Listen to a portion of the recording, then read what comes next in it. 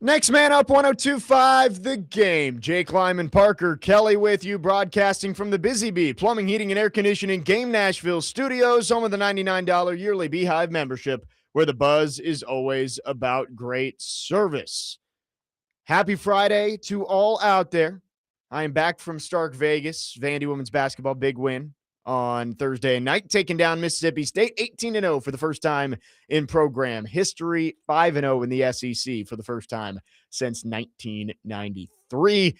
I'm getting ready to head out to Newark this weekend. Big one coming up on Monday against Michigan. We will talk about that later on in the show, and Jada Brown from Vandy Women's Basketball will join us at 10. But the first hour on Fridays is always reserved for Max Herz from Preds Radio, who joins us for the full first hour. Max, thanks for coming on. How is beautiful Denver? Hi, Jake. It's good. I feel like we were just here, and both places we were going on this trip, we just were. So yes. It's a tough road trip. Denver and Las Vegas, back-to-back, two of the best teams, teams that are playing really well. So it's going to be a tall task for the Preds, who have won 16 of their last 24 and haven't lost back-to-back games since before Thanksgiving. Yes, the Preds have been hot right now, 3 out of 4 on the homestand. I was at the game on Tuesday night against the Oilers, and we had the conversation last week, Max, about the Oilers and 5 straight wins, right, against the Predators. Leon Draisaitl just scores every time, and he did again on Tuesday, but at least it was only one. But the Preds found a way to win that game. Roman Josi with a big goal, 2 big goals, I should say, including the game winner in overtime. Steven Stamkos gets a goal, and the Preds get out of that game with 2 points. You get 6 out of 8 points in that homestand. Really impressive for the Preds to continue to stay in the playoff race. Yeah, and that Oilers game was really well done by the Preds as a whole. And you knew you would need 4 that game, 4-3 in overtime, a pretty acceptable outcome to win that one. They gave up 2 power play goals against. They only gave up 1 5-on-5 goal the whole game. So they contained McDavid, who did not have a 5-on-5 point. It was his 20th straight game with a point, which is absolutely insane. And his point streak actually ended last night. The Oilers got shut out 1-0 by the Islanders at home, which is pretty surprising. But he's playing the best he ever has. And to hold him without a goal, without a 5-on-5 point, was a well-executed game plan and systems game by the Preds. Yes. I mean, it was a game where you got out to that 1-0 lead and the Oilers just kept punching back. And I was a little worried when they took that 3-2 lead, but Roman Josi, the way that he's been playing lately has been such a welcomed upgrade for the Predators. Not that he's been a bad player ever, but you're starting to see the offense come back for Roman Josi, and the Preds are going to need that if they're going to continue to play the way that they have. Yeah, the answer was huge. They only trailed once in the game, and they only trailed for 38 seconds because Josi tied it right back up late in the second. Nobody scored in the third, so that was the goal that got the game to overtime, and Andrew Brunette was quick to point out after the win, that was the play of the game tying goal. And yeah, the overtime goal was special. It was a really cool goal, but it was the game tying goal that kept the Preds where they needed to be in that game. Right. And Roman Josi ended up getting the 3rd and 4th goals in that game. Preds get the win 4-3 in overtime over Edmonton. Let's go back a little further to the Sunday game against Washington, because the Preds were coming off a really tough performance against Chicago. You know, the goalie situation, you talked about it a lot on the pregame show that day about the illness going through the Chicago goalie room. They had to play the same goalie back-to-back days, and the Preds get shut out 3-0 against Chicago. The ability to bounce back off a back-to-back and beat the Capitals on Sunday, I thought that was a really good sign for this team to face some adversity, have a really disappointing result, and come back the next day and be able to respond the way that they did. Yeah, with your backup goalie in 2 against a rested team with some offensive firepower. So the Preds came out for that third period really hot and played one of their best periods of the season. They scored 5-on-5 right at the beginning. They got a 5-on-3 goal to make it 3-1. It got to 3-2. They held on. Justus Annunen made some big saves at the end, and he was fired up the moment that game ended, as he should be, with a big fist pump. It was his first game since getting a big contract. He's the backup goalie. He gets tough starts, and he's won 3 in a row. And also, he became the 188th goalie to give up a goal to Alex Ovechkin and still won the game. So it's something you could smile about, right? Yeah, I thought that was funny after the game on Sunday where Steven Stamkos scores, Alex Ovechkin scores, and Roman Josi scores. And Roman says, 3 of the greatest goal scorers of our generation all found in the back of the net in that one. Hey, don't shortchange yourself, Roman Josi. Honestly, his legacy, especially in Nashville, is just as strong as those guys. So I know he was joking, but hey, the way he's been scoring recently, he looks like a Stamkos or an Ovechkin with the one-timers. Yes, he does. He has been on fire as of late. The Preds continue to win. They are right in the thick of the wild card race as we inch towards the Olympic break. And this week, I think, was an important one, coming off of that long road trip where you were able to stay afloat, get 4 wins out of 7 straight games on the road. And then you come home and you're facing some really good teams. The Islanders last week, we mentioned the Capitals, the Oilers. And this team has gone from maybe at the beginning of this stretch where they've been playing good hockey, where it was, okay, well, they're beating the Blues and they're beating the Flames, but the good teams they're still struggling with, Carolina, Colorado, etc. They're beating good teams and they're playing with good teams, even if they don't come out on the right side of the score. This Preds team, I think we can put to rest, is this a fluke or have they really turned a corner? This team seems to have really turned a corner. Yeah, I think they are competitive for a wild card spot, which is all you can ask for. And it's just this big glob of teams. They're 3 points out right now. They were closer coming in yesterday, but the Mammoth and the Sharks both won last night.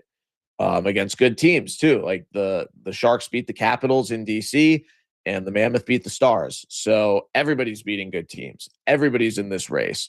The Preds are definitely part of that. There are a lot of teams in that race, and you are going to have to win a ton of games to separate yourself. But the Preds have taken care of that. They've won more than they've lost in the last 2 months. Even when they've had some bad trends in their game, they gave up the first goal 10 games in a row, stuff like that. They're still finding ways to win, and they are beating teams that they're competing with in the standings, which those head-to-head wins are going to be massive. And the loss to the Blackhawks was a head-to-head loss, but they beat the better teams that came in on their homestand. So, like you said, you do got to give them credit for that. But those head-to-head games are the ones that you absolutely are going to have to win if you want a shot at getting in. Yeah, the quote-unquote 4-point games, and a couple of those coming up.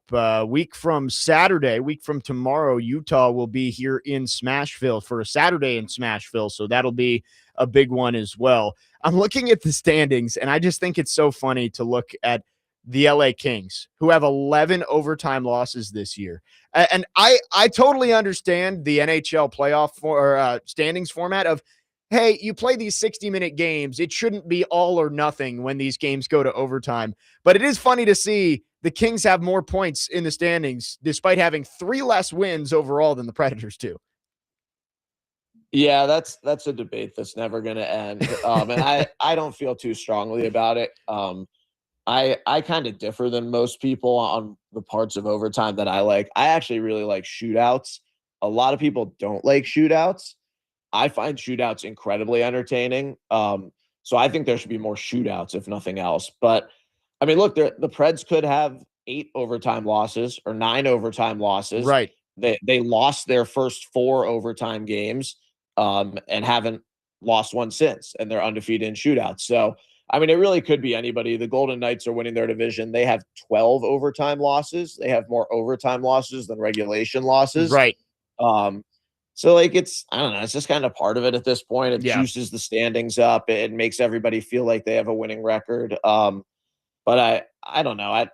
I don't think you can knock them too much for it because, I mean, if you look around, if you look at the Preds, like, if you do win percentage by pure wins and losses, they have more losses than wins too because they have 4 overtime losses. But by points percentage, they're over 500. So I don't know. It's just kind of the way the league works, for better or for worse. Yeah, no, I think it's funny because you're right. It does make everybody look like they have an above 500 record. The Kings are 19, 16, 11, it really means you're 19 and 27. But they get that bonus point, and they're up 1 point on the Preds. 615-737-1025 is the phone number. If you have any questions for Max, he's with us for the full first hour. We'd love to hear from you. Our phone lines driven by WilsonCountyHyundai.com. Much more to come with Max Herz. We'll talk more about the Predators as they head into this back-to-back this weekend, taking on Colorado tonight. A rare game day appearance on the program for Max Herz.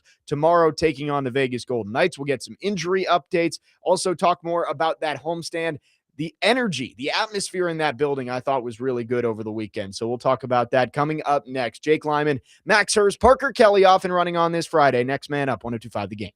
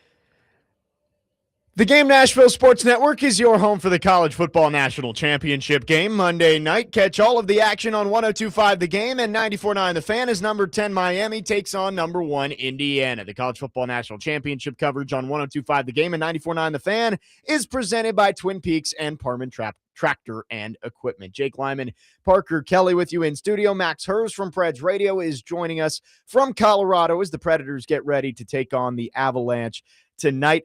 Max, before we start looking at those games and some other players, I do want to say that homestand, I did mention last week that I wanted to see Smashville come out and support this team after what they've been able to do over the last month and a half. And I thought the atmosphere in there was great, at least when I was on there on Tuesday night and from what I watched over the weekend against the Blackhawks and the Capitals. Yeah, 4 full houses. And honestly, the crowds have been great all year, but you're right. It did go up a notch with how well the team has been playing. A lot of people really start paying attention after New Year's, which I guess makes sense because of football. But yeah, things are aligning at the right time. It was 4 home games in 6 days, and people didn't get tired of coming out. So yeah, it was cool to finish up with the Tuesday crowd being so great too. That's a tone setter for the rest of the year. And next week is the classic Tuesday, Thursday, Saturday homestand. Right. If the Preds keep playing well, I'm expecting the same thing. Yep. Buffalo Tuesday, Ottawa Thursday, Utah on Saturday. And we mentioned that one. A big one as Utah sits just a couple of points ahead of the Predators in the standings. Let's talk UC Saros, Max, because he has been sensational as of late. I saw Adam Vingan tweeted out some advanced stats. And of course, X Twitter, it is down right now, so I can't seem to get to it. But Adam Vingan did put out that UC Saros has been stealing a whole lot of games this year. And that's something Barry Trotz mentioned when talking about UC Saros and why you give him that 8-year extension is because he does steal games for you with the way that he plays in net. And we've been seeing that a lot lately. He has been playing some of his best hockey. Yeah, the thing that hammers it home for me, Jake, is there are these other teams that are really, really good, and their skater groups are better than the Preds, but they don't have the goalie, and you really see where it hurts them. Like the Golden Knights are the example that keeps sticking out to me. They've had all these issues. Aiden Hill, like he's he's kind of overrated as a number 1 to begin with because he won him a cup, and then like I don't know. Has he done enough to be a number 1 and a Canada national team guy since then? I don't think so. But he's hurt a lot too. So this year they've had to use Akira Schmid and Carter Hart. And like they've taken on the Carter Hart controversy because they need goaltending so badly. And it still hasn't worked for them. And they only win games because of their voodoo magic and how they gamed the expansion draft, and the advantage they have from that just seems to never ever end, because they keep turning those players over and over again. But like they're winning these games 6-5. Like last night they beat the Maple Leafs 6-5 in overtime. And it was Aiden Hill's first game back from 2 months away with an injury. And at the beginning of the game, he was awful. He was letting in bad goals. He was not moving well left to right. And it's just like that never happens for Saros. Like when Saros is giving up 6 goals, which has happened a few times even in this hot streak, it's because the team in front of him is letting him down. And it's not to say that Saros never gives up bad goals, but he's the good part of the structure, and the players in front of him more often are the issue. If they didn't have a good goalie, there would be no chance the Preds would have a competitive record right now. Yeah, it's been fun to watch. I look back specifically at the win over the Islanders on Thursday night. I mean, he carried that team into the shootout in overtime with a couple of huge stops and then stonewalled all 3 guys in the shootout to get that win. And he was great again on Tuesday night. The Draisaitl one, I saw that some people saying that's probably one he should have gotten to, but there does seem to be some voodoo magic with Leon Draisaitl that when he sends it towards the net against the Predators, oftentimes it just finds its way across the goal line. Yeah, it's insane. Every time he plays the Preds, he moves up on the scoring list against us. Second in goals, which he already was, behind Jerome McGinley, who's played 37 more games against the Preds than Draisaitl has. That's the only guy ahead of him. And he is now 6th in points against the Preds, around like NHL legends who all played against the Preds way more. Like last game, he passed Zetterberg and Sedin on that list. So, yeah, that was a weird goal. I didn't have an amazing view of that one from where I was at in the arena. I mean, it beat Saros, got the post, and then he didn't quite feel the rebound. And Hyman saw it right away. That's definitely one he wants back. I mean, I think the majority of goals he gives up, he wants back, but like getting to know Saros both as a person and as a goalie, he's really realistic about his play. And I think some goalies are not quite that around the NHL. Like, I think our goalies are actually pretty normal guys, which is not the case for most goalies. Like, they have the reputation of maybe being weirdos and seeing the game and thinking the game in odd ways. And I think Saros is very straightforward. I think he's easy to manage. He's really smart. He's an exceptional teammate. And I think those things combined with the calmness in his game really do matter and build the complete package goalie that we've seen this year. He has been great, and a large part of why the Predators have been able to dig themselves back into the playoff race. And Max, the coaching deserves a lot of credit for this as well. Andrew Brunette and his staff, there was a lot of heat going towards them coming back from that trip to Sweden. That was in the middle of that lost 11 out of 13 during that stretch. And since then, this team has figured it out. How have you seen the coaching play a role in the improved play from the Predators over the last month and a half? I think they just finally got to the point of stability, which is what they needed. And like the best coaching that can be done, I think, is little things to get a team that is settled over the hump. And it's things like in overtime against the Oilers. I was a little surprised by this before I realized why they were doing it. They started overtime with one forward and two defensemen on the ice. It was Yeah. Ryan O'Reilly, Roman Josi, and Adam Wilsby.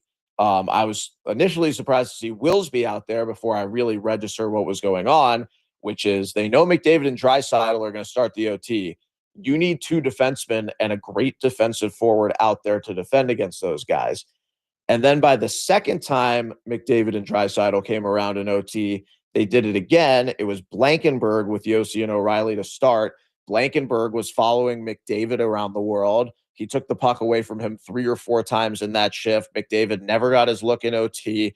Blankenberg, like Wilsby, has the speed to match McDavid in a way that nobody else on the Preds does. And they deployed those guys properly. Blankenberg was absolutely spent after about a minute of following McDavid around. So he went off. And since McDavid and Draisaitl were still out there 3-on-3, they put another defenseman on. Brady Shea got out there. He worked hard defensively. And at the end of a 2-minute shift, Josi, with help from Shea, scored the overtime winner with McDavid and Draisaitl slow getting back. So it was well done. I mean, that's how you beat the unbeatable guys. Yeah, I mean, it might sound, I guess, a little bit counterintuitive in 3-on-3 hockey to put two defensemen out there, right? It's like, hey, you just win a faceoff. You want your goal scorers out there because if you can control the puck, there's a good chance you win it. But when you have those two guys on the other side, you do have to play that way and kind of, I guess I want to use the word, focus on a counterattack of, hey, let's do our best to slow these guys down and hope they make a mistake and we can take advantage. I thought that was really well done, even though that's not something you see very often across the NHL. Yeah, and I think O'Reilly was thinking the exact same thing you just said. Like, as soon as they got the puck, he flipped it ahead, soft flip, tempting Jari to come and get it. The goalie got it. Josi set up, and they were able to hammer it home before Jari got back in the net. So, look, all night it was O'Reilly's assignment on the McDavid line, which is McDavid, Ryan Nugent-Hopkins, and Zach Hyman. Like, those guys are incredible. That is the best line in the NHL, either that or the Avs top line, who the Preds will see tonight. But when you're at home, you can line match, and the Preds were able to line match, I think, pretty much every shift in that game, which is another testament to coaching and to player awareness as well. So O'Reilly is the guy who you expect to be the shutdown guy. Philip Forsberg did really well in that role. He understands that it's not going to be a goal-scoring night for him every night when he's on O'Reilly's line, and he has to take those tough matchups. And then Evangelista's on the right wing. The last 2 years, it wasn't going to be him in the line matching situation. And that's what prevented him from playing in the top 6. But now he's doing it. He has the best plus minus on the team and has all season. And he's out there against McDavid on a successful night.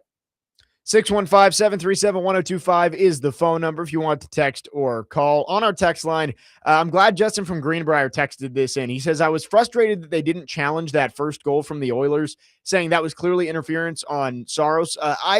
I actually agreed sitting in the arena. You know, I maybe didn't get the best view from my spot, but it did kind of look like they hooked his left pad as he was trying to come across. What did you think about that, Max, and the decision not to challenge that play? Yeah, I thought it would have potentially been overturned in the Preds' favor too. I have not had a chance to check in with the coaching staff about that. And again, the challenges pretty much come from the video room, not decisions by the head coach, Right. where the video room has more resources. They can slow things down. They have tons of screens. Um, and they are the ones who are really thinking deep into those rules and challenge, no challenge.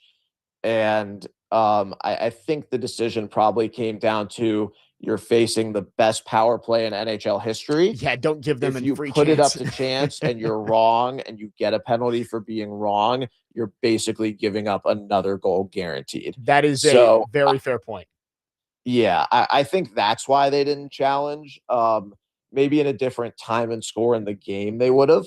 But yes, I think that would have been called interference. I agree. Yeah, I guess that's an all or nothing type of move. It's like, hey, yeah, you could get it wiped off, but it might be 2-1 in a hurry if you end up not getting that overturned. So maybe a good call from Andrew Burnett in the video, guys. 615-737-1025 is the phone number. If you want to text or call, our phone line's driven by WilsonCountyHyundai.com. We'll take a break, come back. We'll get to some of your phones for Max and also get some injury updates as the Predators head on the road, maybe getting some players back soon. Jake Lyman, Max Herz, Parker Kelly, next man up, 1025 The Game.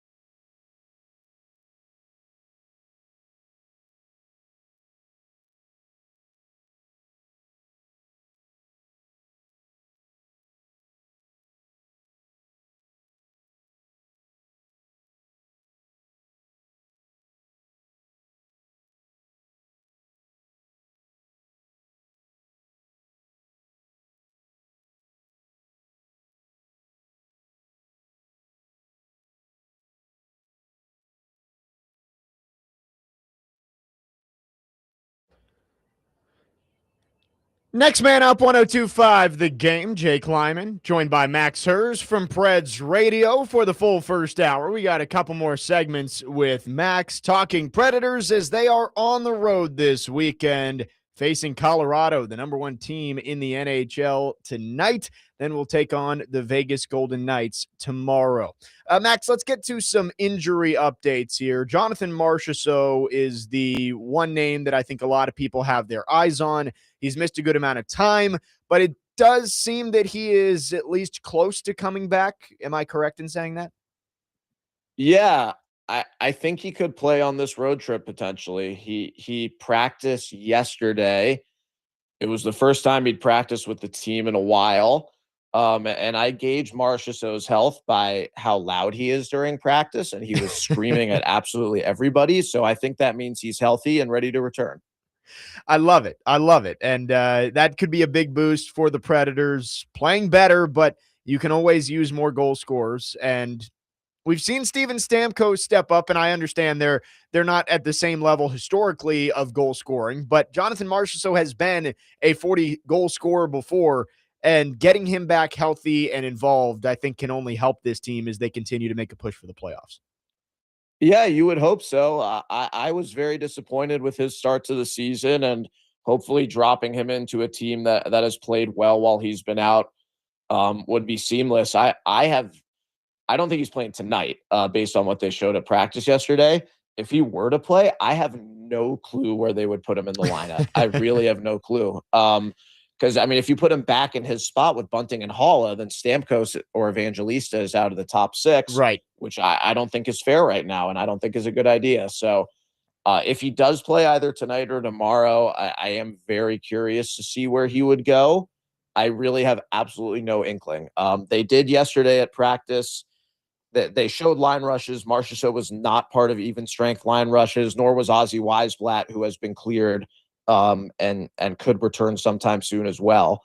But Marchessault was part of the second power play unit in practice yesterday, which does make me think that he would play this weekend. And I was happy to see that he is on the second unit because I think Evangelista deserves to keep the spot that used to be Marchessault's on the top unit. Yeah, yeah, and you don't want to fix something if it's not broken, and you have to be able to find a spot for him in the right way. But he also is a very talented player that I think they're going to obviously find a spot for. You mentioned Ozzy Weisblatt has been cleared as well. Good to see from him. I know you had him and Reed Schaefer on Smashville Live on Wednesday. Ozzy Weisblatt, I know, is one of your favorites, and it's good to see him getting close to returning to the ice. I think he's everybody's favorite, right? Like he's the coach's favorite. That's what He's it his seems like. teammates' favorite. Yeah, like it was funny because after the show on Wednesday, I had fans coming up to me and they're like, "Why didn't you ask him when he's coming back?" And it's like, well, first of all, it's not that type of show. Like it's the fun, get to know you type of show, which is why we love Smashville Live. But also, like it was becoming obvious that he may even be ahead of schedule and be ready to come back soon. So his initial timeline excuse me, his initial timeline took him to the Olympic break, and he's wearing a normal contact jersey. He's in practice, he was going hard, and he looks good. So I think there's a chance Weisblatt returns soon too, and the coaches want him back. And I'll give him a lot of credit. He has shown how great of a teammate he is, to me at least, while he's been out. He's been on the bench during practices, which is not standard for injured players. He's popping up at games. He's in road cities where he's not playing. Like, this guy misses it. He loves his teammates. He is hungry to get back. And I think we're going to see him right back at his full self the moment he gets back. It is great to see the Preds getting healthy. It was funny, Max. I don't think I told you this at the Preds and Pins event on Monday, which was honored to be out there supporting the 365 Pediatric Cancer Fund. Great event. But I was bowling in the lane next to Andrew Brunette, and it was funny seeing people come up to him and, ask for pictures, ask for autographs, but also always asking for injury updates too. When's Marshy coming back? When's Weisbach coming back? I was like, I guess that's the life of being a coach when you do these public events. Yeah, I'm sure he was absolutely thrilled with those questions, right? Like, honestly, knowing Bruno, the only thing he wants to talk about when the game is not going on are baseball and soccer and not hockey. But I was glad. First of all, Jake, I'm very happy you were there. Thank you for coming. The biggest guest I was able to pull was not you, although Of you're a course. great guest. It was Rick Sweet, the manager of the Yes. Nashville Sounds, and that is the person that Andrew Brunette wants to be talking to. So I'm glad the two skippers got to meet. They did. They had a nice long conversation off to my right. I was joking with my team because I was like, you guys got completely gypped in the celebrity category here. I was like, you guys have me, and you get to look across the lane. We're sharing bowling balls with Andrew Brunette. I was like, I'm so sorry. You guys could have had the head coach of the Preds. Instead, you've got me. But no, it was a great event. Awesome stuff. And Andrew Brunette, I do have to say, a little bit of a slow start bowling, but I did notice he was picking it up at the end. I think he got strikes on 3 of his last 4 frames. So Andrew Burnett, not a half bad bowler as well. Hey, I was down the row near all 3 of the on bench assistant coaches, Luke Richardson, Darby Hendrickson, and Derek McKenzie, and they were putting them down too. So the coaching staff is good. I did not get to see goalie coach Benny Vanderklok, who may be the greatest athlete of them all, who was down at the other end, but I bet he got like a 290. Yeah, I had heard that there was some really good bowling going on at the other end. I believe Derek Mason might have been involved in that. He is. Oh, I think Derek Mason is one of those guys where if a ball is involved, he's going to be good at it. Like he's just that type of athlete. I think I heard he was bowling pretty well at the other end, but it was a great night. I did just want to share that. Of like it never turns off for Andrew Brunette. The injury updates have to continue coming even when he's out there trying to bowl. Heading into this weekend, Max, 2 big games, and before we get into the matchups with the Preds, I just Colorado just does not make sense to me.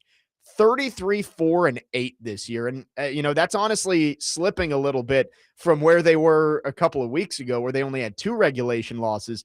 They're 19-0-3 at home. The Central Division as a whole is just so loaded. If the season ended today, the second and third best teams in the NHL would play in the first round. And then Colorado has 74 points, which is 11 more than any other team. For the Preds, you can't control what division you're in and the schedule you have to play, but it's tough to be in the Central where you have to play Colorado as much as they do. well, I thought maybe the Avs got hot too early, and now we're approaching game 50 and they're just as hot. So does it ever end? Like, can they be this hot going into the playoffs? Because other than that, there's no weaknesses. And the way their GM Chris McFarland works, they're going to add somebody at the deadline. Like last year, they got Brock Nelson. They traded young players, like real assets to get him. They traded Callum Ritchie and a first-round pick to the Islanders, and they don't mind. And they signed Nelson long-term. And this year, he's been one of the best second-line centers in the NHL. So they just keep getting better and better and better. And the Preds having a win against them at home is a heck of an accomplishment this season.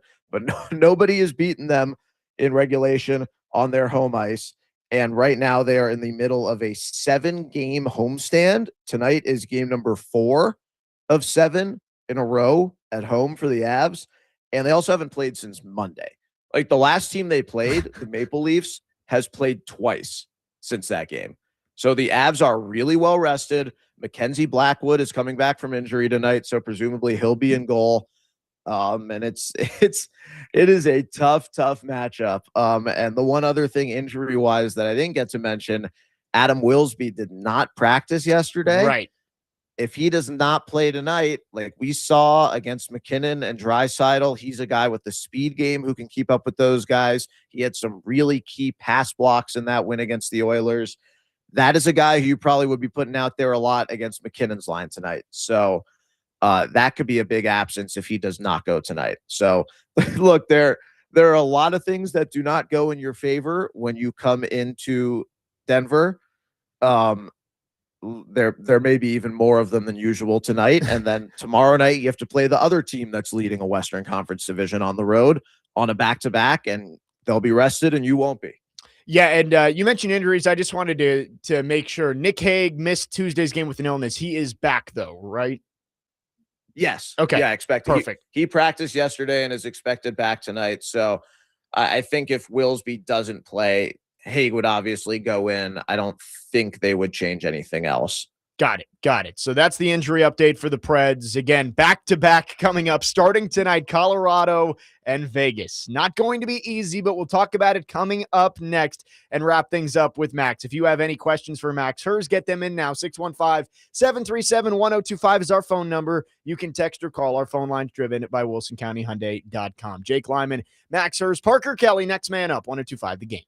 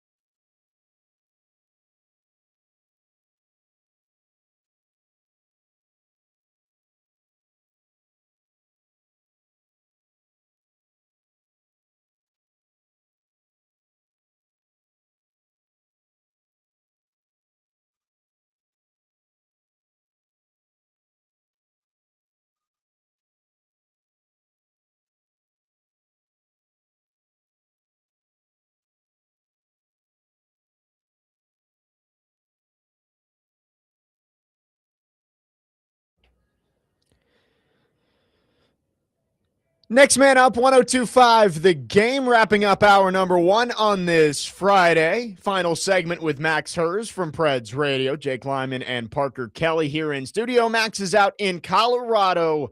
Preds starting a back-to-back with the Avs and the Golden Knights tomorrow. Max, during the break, I'm just doing a little deep dive into how good the Colorado Avalanche are. The top goal differentials in the league. Dallas Stars third at plus 27. Tampa Bay second, plus 44. Colorado is plus 79 in goal differential. This is a back-to-back where it's tough. You want to say that you can go in and win any game, any night, but you mentioned it, playing the two division leaders in the Western Conference, stealing one game out of these two, I feel like would be a massive win for the Predators. Yes, I agree. And look, the way they've looked at every stretch during this month and a half where they haven't lost 2 games in a row is win the week, which like sounds so simple, Yeah. but when they were on the long road trip, they weren't looking at their record on the road trip. They were just looking at 2 out of 3, 2 out of 3. And if you look at the schedule, they've basically won 2 out of 3, 16 of 24 in total. That reduces nicely for you. But like even just 1, 2, 3, 1, 2, 3, they haven't lost 2 in a row. They've basically won 2 out of every 3.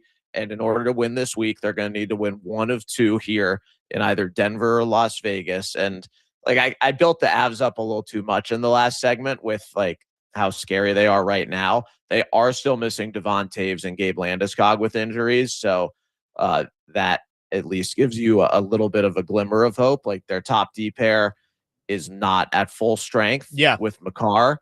So that makes them a little bit more fallible while they have McKinnon and Makar on the ice. But then tomorrow night, I mean, the Golden Knights have won back-to-back crazy games the last 2 days. They're off today. They'll be a little bit better rested for the Preds tomorrow. They've won 6 in a row. So they're hitting their stride right now. Mitch Marner's playing really well. He just played against the Leafs for the first time last night. So, that was a big one for him.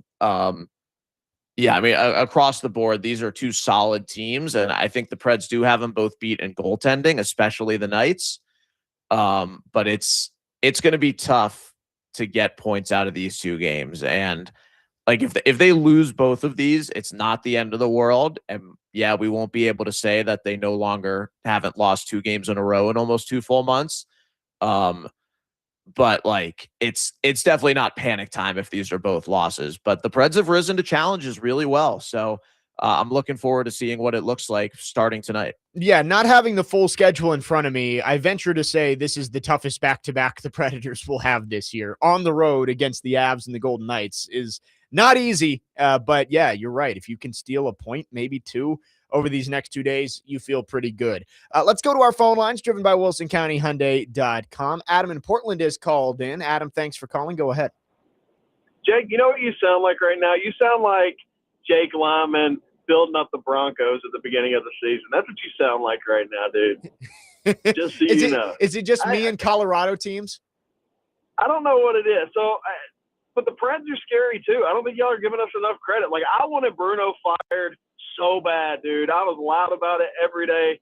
Now I'm like, this team, for whatever reason, started to click. And they can score goals now. And I don't think Colorado really wants to see us in there to end that streak. They got a lot of pressure to keep an undefeated streak. So I would not be surprised if the Predators were the ones to do it tonight. There's something about this team. They're chippy. And I wouldn't want to play the Predators if I was Colorado.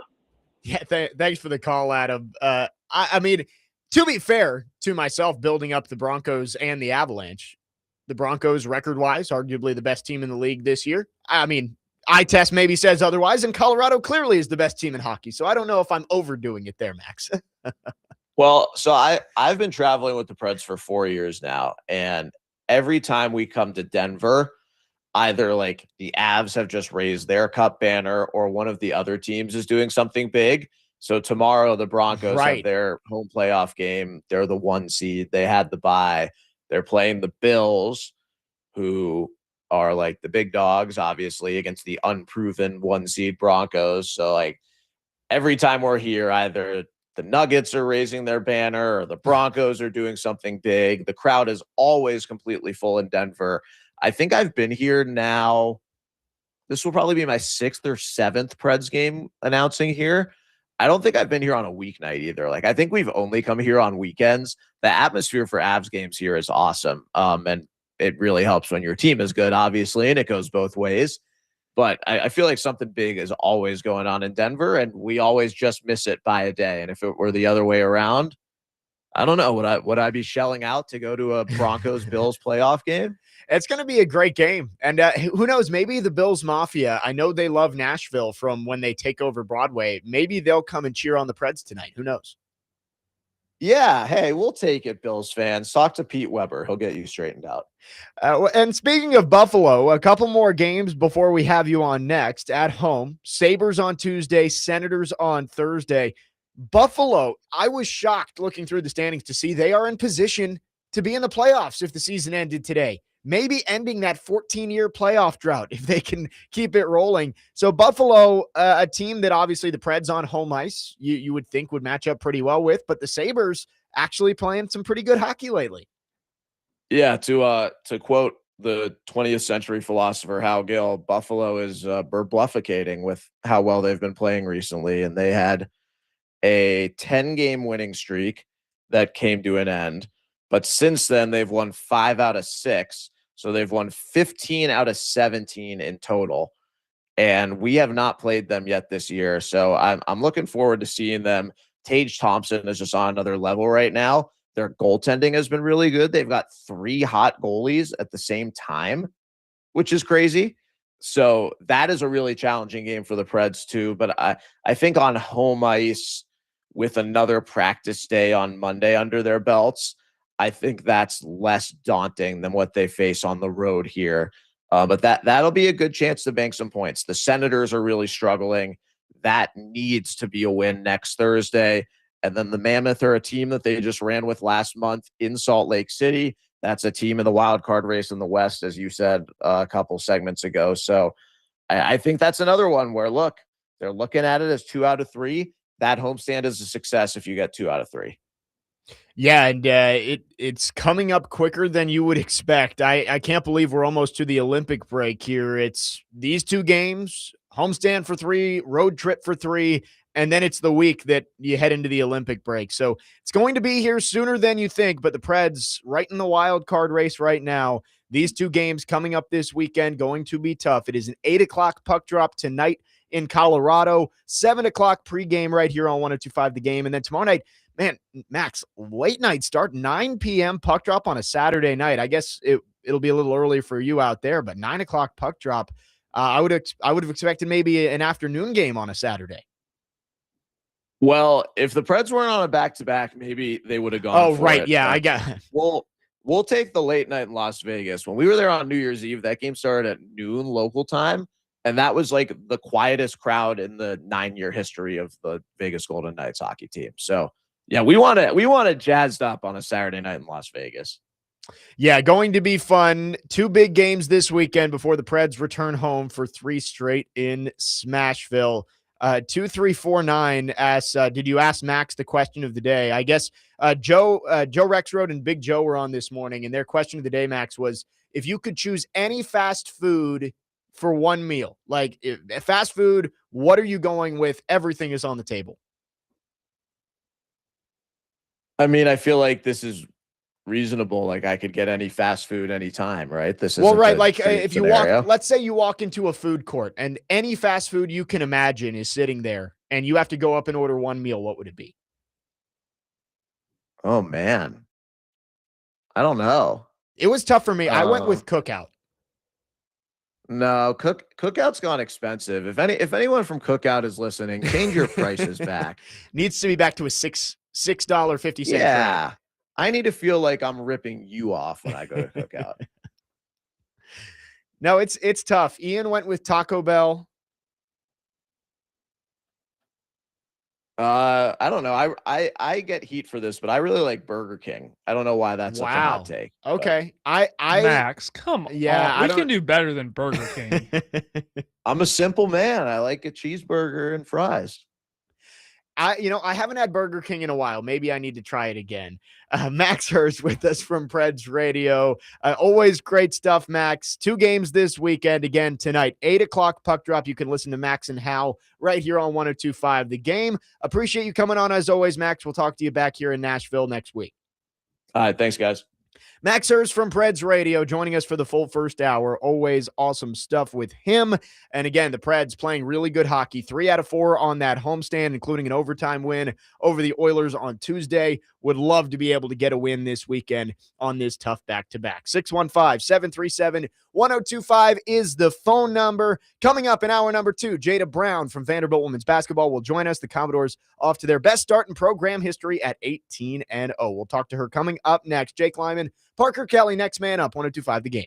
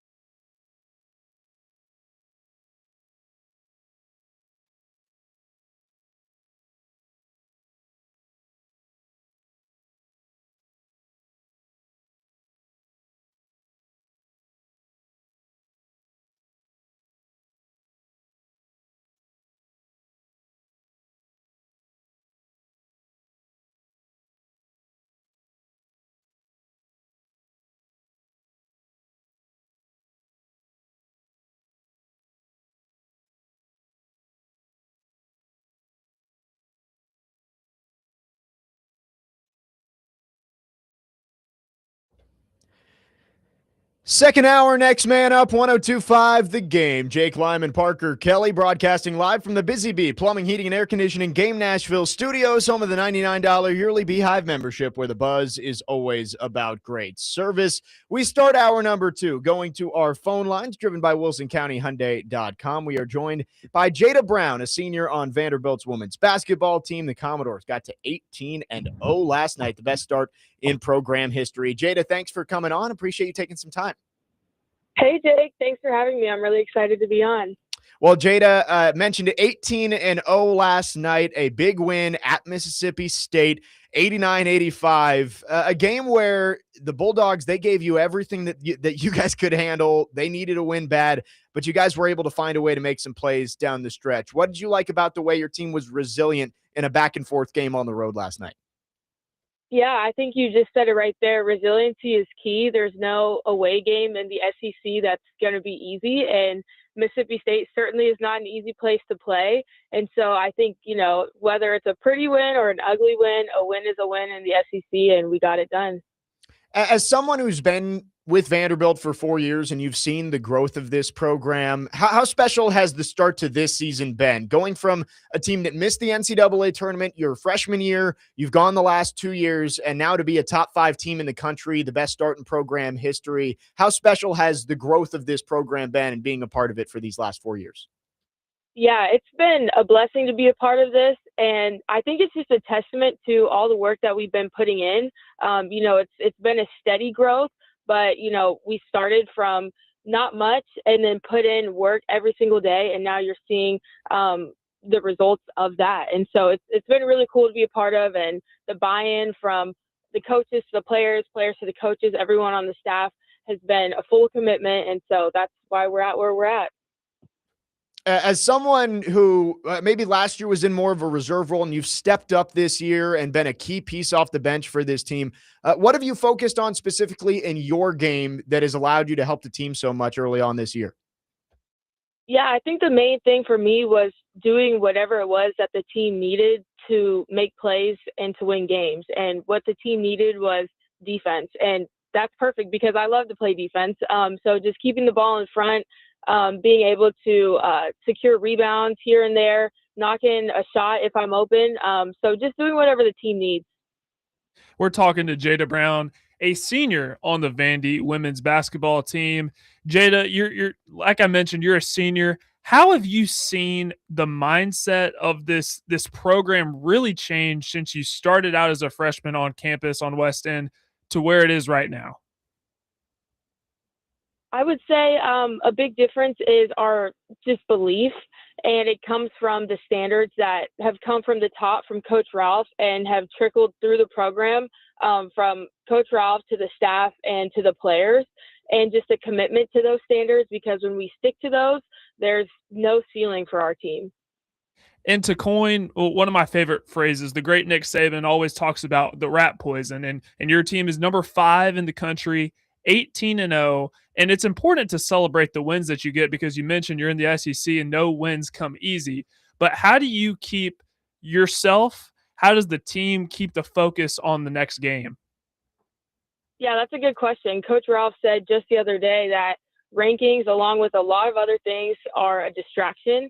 And while it's nice and shiny and, number 5 is something that we always saw, ourselves reaching and, even beyond number 5, we still have to, stick to the day that we're in and be present in the moment because, again, we are in January, and she reminded us that we haven't won anything yet. Yes, we've won games, but we haven't won anything yet. And so just staying present in the moment and taking it one game at a time is going to be the key for us. We're talking with Jada Brown from Vanderbilt women's basketball. Jada, part of the fun of playing college basketball is the cool places you get to go. And this year got to go to Paris to start the year, heading to Newark and New York City this weekend. How cool are those experiences for you and the team to – it is a business trip, but also get those life experiences, getting to travel to cool places to go play some of these games? It's been incredible. And I think that's, why you come play for a program like Vanderbilt and a coach like Coach Ralph, because not only do they want us to have a good experience on the court, but they also want us to see the world and experience places with people that we love. And so I really love the fact that they place an emphasis on allowing us to see places and then do cool things in these places. So like this weekend, we're going to Newark, but we're going to be in New York City Saturday night, and we're going to get to go to a Broadway show and a nice dinner. And so it's kind of that thing, like we didn't have to do that, but they want to make sure that we get to do fun things kind of as a reward for what we're putting in and the effort that we're putting in. And playing Michigan on Monday, is it a little bit different for you guys, or do you approach it the same way, knowing that it's a non-conference game, it's a top 10 game, but it's a little bit strange the way it's scheduled right in the middle of SEC play? Yeah, I mean, I think we approach it the exact same way. No, they're not an SEC team, but yes, they are still a top 10 or 15 team. And so anybody is beatable, including ourselves, if we don't prepare the right way and if we don't go in with the right mindset. And so I would say we're not going to prepare any differently. Talking with Jada Brown from Vanderbilt women's basketball, the backcourt for this team, you included with Aubrey Galvin, Michaela Blakes. How do you think you three complement each other that's allowed you to have so much success, where it seems like when they try and take away one of you, the other steps up? And that was very evident last night in the way the game played out. Yeah, I would say between the three of us, we have a lot of trust, and that's the beauty of being on a team is whenever they take somebody away or somebody's not having, their best scoring night or, whatever they do, if they're not having their best night at what they're great at, the next person can step up. And yeah, I mean, I would say that just comes down to trust and believing in each other. Jada, for those of us that have not been to a Vanderbilt women's basketball practice, describe what that's like and describe what your coach Shay Ralph is like during those practices. It depends what time of year we're talking about. I would say right now, the general sentiment of practice is focus and discipline, because we're at a point where we can't go super hard 100% every single day, because we have weeks like next week where we're playing 3 games, 2 on the road, Michigan, South Carolina, both top programs. And so we can't go super hard every day, but we have to lock in mentally. And so I think that right now that's our biggest kind of focus of practice. But other than that, one word I would use to describe practice as a whole is competitive. We all want to see each other succeed. And whether we're, falling above the line, below the line, we're always going to keep each other to that standard and hold each other accountable to that standard. I've had the opportunity to come out to Memorial Gymnasium for games, and obviously the shape of the gym, the floor is unique to any other gym in the country, but the Memorial magic is a real thing, and I've experienced it. Describe how that helps your team when you have those home games throughout the year. Well, home games are definitely more fun than away games. We have obviously a lot of support in Memorial Gym, and I personally love the way that it's designed. There's no other gym in the country like it. But kind of from the benches being on the baseline, you get to experience like a 360 of the fans and their support. And so I love playing at home, but we would still love to see a lot more people at our games, and we have a really good squad this year. So if you haven't been out, please come out. If you have been out, thank you for coming, and, keep coming, please. Yes, I will echo that. Plenty of opportunities still to come out and see this team play at Memorial Gym, so make sure you get out there. Jada, last one for you. I know that you have a big social media influence, over 120,000 followers on TikTok. How did that start for you, and why has that been something you've been passionate about as you've gone through your college career? I started TikTok because I wanted to be somebody that I didn't have when I was younger. I knew I wanted to play college basketball, but I wanted to be a role model for younger girls who have that same aspiration, and to be able to show in a realistic way, this is what my day-to-day looks like, this is what I eat, this is how we travel. And so it's very rewarding for me, because I think I would have loved to have this as a kid growing up, knowing that I wanted to be in this role, because I think I would have been even more excited to be in this position. And so that's kind of what I'm hoping. That's kind of my purpose whenever I post these videos, is for people to feel inspired, encouraged, and to see what's possible if they set their minds to this goal. Jada, thanks so much for taking some time today. Congratulations on what's been a great start to the season and hoping for the best for the team down the stretch here. Thank you so much. Thanks for having me. Jada Brown, senior on Vanderbilt's women's basketball team. The Commodores beating Mississippi State last night. They are 18-0 for the first time in program history. We'll take a quick break. We'll react to what Jada had to say. Talk a little bit more about this big game coming up on Monday, because if you're not paying attention to this team yet, you should start now. Jake Lyman, Parker Kelly, next man up, 102.5 The Game.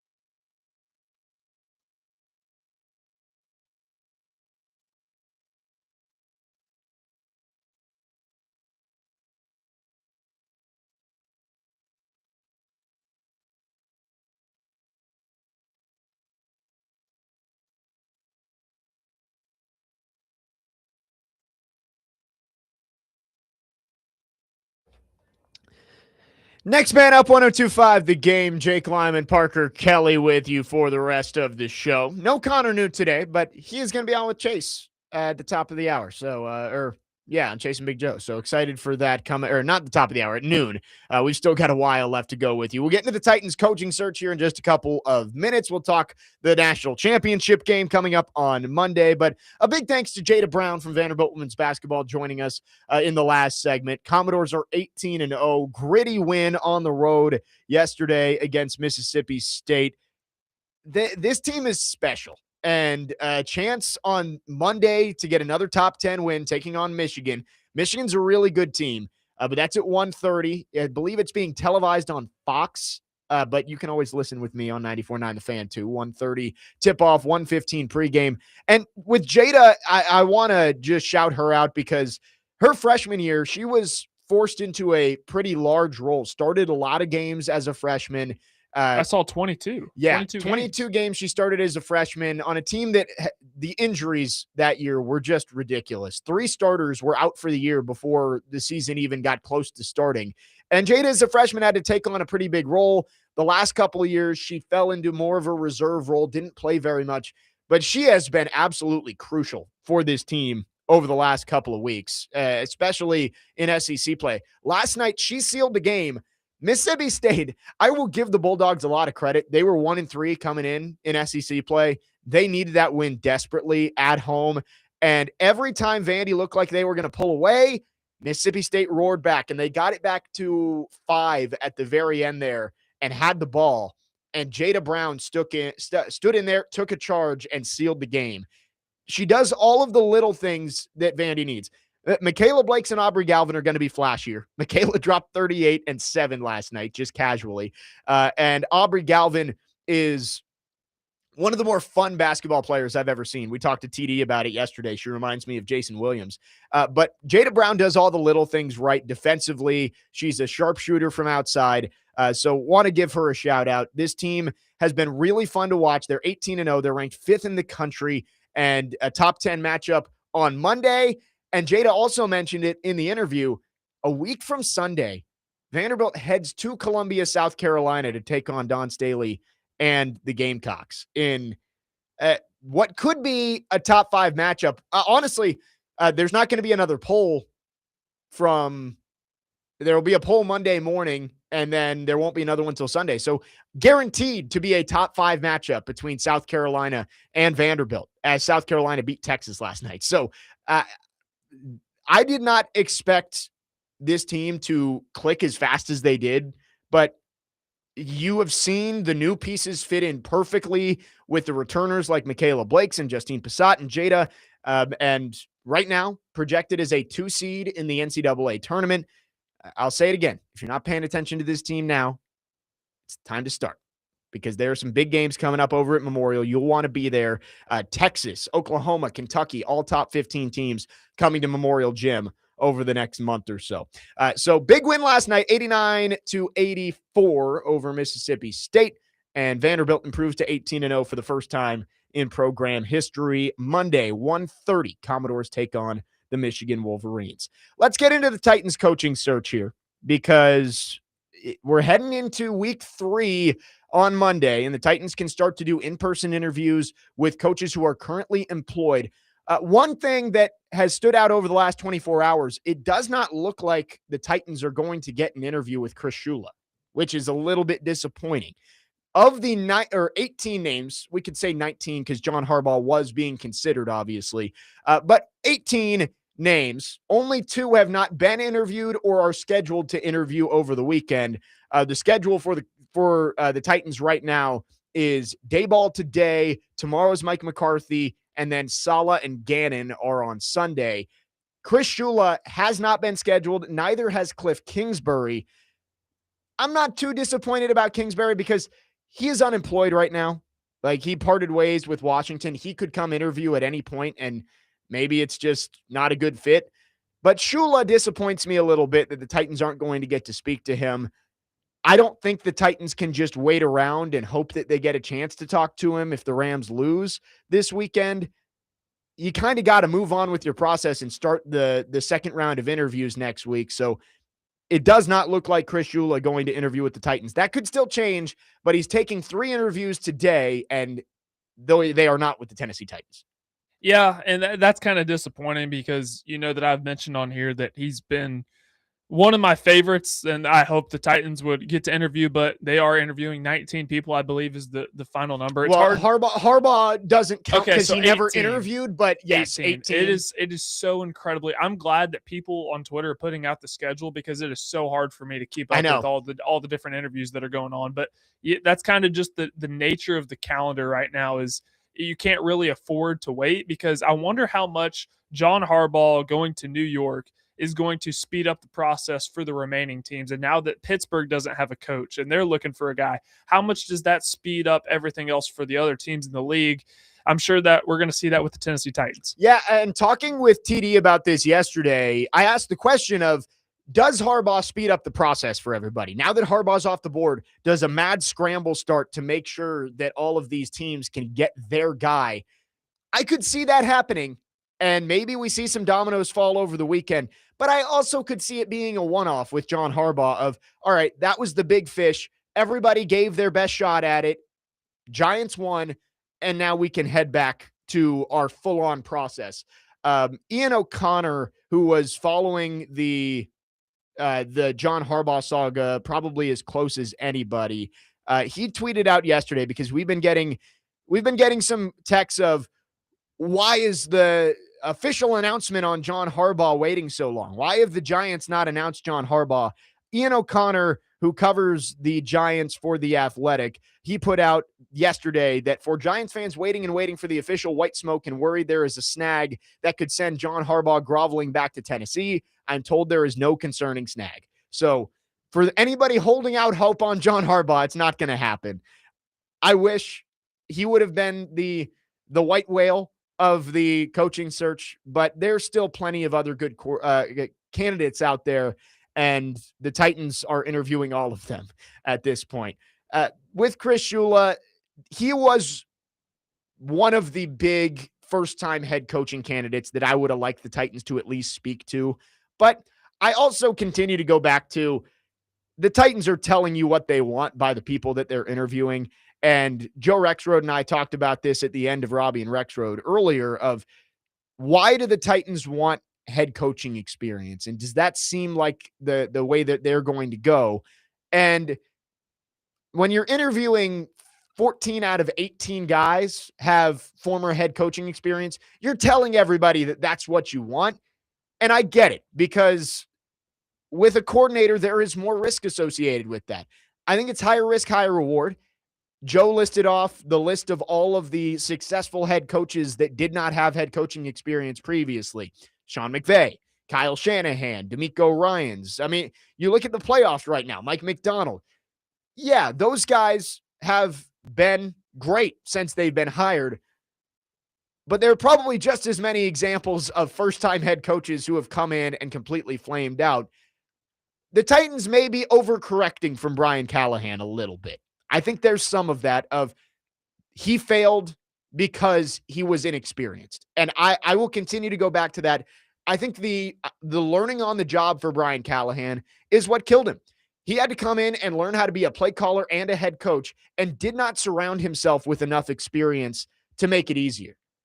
Sure, he had his dad, who is a former NFL head coach, but is Bill Callahan really going to be micromanaging his son in his first head coaching job? I doubt it. I really doubt that Bill was like, hey, Brian, here's what you need to do. I think he wanted to let him do his own thing. And with such little experience on that staff, Brian Callahan floundered because he did not know what he was doing. The Titans may be overcorrecting, but I think they're doing it for a good reason, because this team cannot afford to be a 3-win, a 4-win team for the next 3 years. You've got to find somebody who is going to turn this around and at least set a high floor moving forward. Here's what I would say. There are going to be plenty of examples of coordinators, of coaches that have never been a head coach that have come to an NFL organization and been successful right away. And I know that they're out there. I think with Ben Johnson, what we're seeing in Chicago, he didn't have the head coaching experience, but he had the play calling experience that you have alluded to. and he did not jump at the first opportunity to be a head coach. Instead, he was groomed by Dan Campbell and that Lions organization. So when he took over for the Bears, they were kind of in I guess a win now spot. Caleb Williams obviously still needs the development, but they still had the pieces on the roster. With the Titans, okay, you have Cam Ward, but he's not, where he needs to be. You have Jeff Simmons, maybe Cedric Gray, an all-pro kick returner, but that's about it. So the Titans need somebody that has experience as a head coach, because you're coming into some murky waters. You're dealing with a tough owner, and this Titans team is in the cellar, like you talked about, and they need to get out. And that's why I'm sticking with Mike McCarthy as my number one choice. He has been my number one since the Titans fired Brian Callahan. Yes. Is he a long-term solution? Probably not. I don't see you looking at the Titans sideline 10 years from now and seeing gray-haired Mike McCarthy continuing to coach at 72 years old. But he's what the Titans need right now. Right the ship. And if he has to retire, or maybe the expectations get high enough that you don't think he's the guy to take you to the next level, then you got to find a new head coach after that. But you've got to find somebody to right the ship right now, because if you bring somebody in who's high risk, high reward, and they fail, this franchise is set back even further than they were before. So it doesn't have to be McCarthy. It could be other options out there who would be a little bit of a lower risk option, but I think McCarthy checks a lot of boxes for what the Titans want. This is kind of a side note, but I just saw from Paul Kaharski that he tweeted yesterday that the Titans were getting on the plane to visit Harbaugh, and they weren't going to be willing to pay him what he was looking for, and that was around $18 to $20 million. That was yesterday. So he said that's a very good sign about their commitment level to the hire. Yes, I believe he said the Titans weren't going to get on a plane, if they weren't willing to pay him what he was looking for. So yes, I understand what you're saying, that the Titans, if yes, I butchered that. I'm very sorry. No, I understand the point you were making is that they are committed to making this hire right. They are going to go and find somebody who is going to turn this around at whatever cost, it seems. And it's good to see the investment from Amy Adams-Strunk. I am not going to apologize for Amy Adams-Strunk, because she has had her issues. Corey Curtis and I had this conversation on Wednesday, which was interesting. She made bad hires. She made rash decisions to fire John Robinson and Mike Vrabel. Maybe they were justified. And I think in the moment you looked at it and you said, yeah, with the track record recently from both those guys, they probably did deserve to be fired. But she pulled the trigger a little quickly and then made bad hires to replace them. She deserves a whole lot of blame for this situation. But it is good to see at least there is some commitment and willingness to invest in this team to try and get it right. I think a lot of that has to do with the new stadium. I think that probably feels like a deadline to Amy Adams-Strunk of, hey, if we don't get this thing turned around in the next 2 years, it might be tough to get this thing back on track. I think every year that you're bad, it's going to take you another year or two to get the fan base back and willing and invested in this team. So Amy Adams-Strunk knows that this head coaching hire is massive, and it's good to see that she was willing to write a pretty big check to John Harbaugh if he was willing to come to Nashville. Yeah, and this goes back kind of what TD was saying yesterday. I don't think this is the buddy-buddy system where Mike Bergonzi is going to hire Matt Nagy because they work together in Kansas City. I truly believe, from being at press conferences with Bergonzi to hearing him speak, he's a football guy through and through. He lives, eats, sleeps, breathes it all. He's going to do his due diligence. So I don't believe that Matt Nagy is just he may be the favorite, but I don't think it's going to be because of the buddy system. Well, let's talk Matt Nagy on the other side, because it was funny. TD was talking about how Matt Nagy and the offensive system that he likes to run could be advantageous for Cam Ward.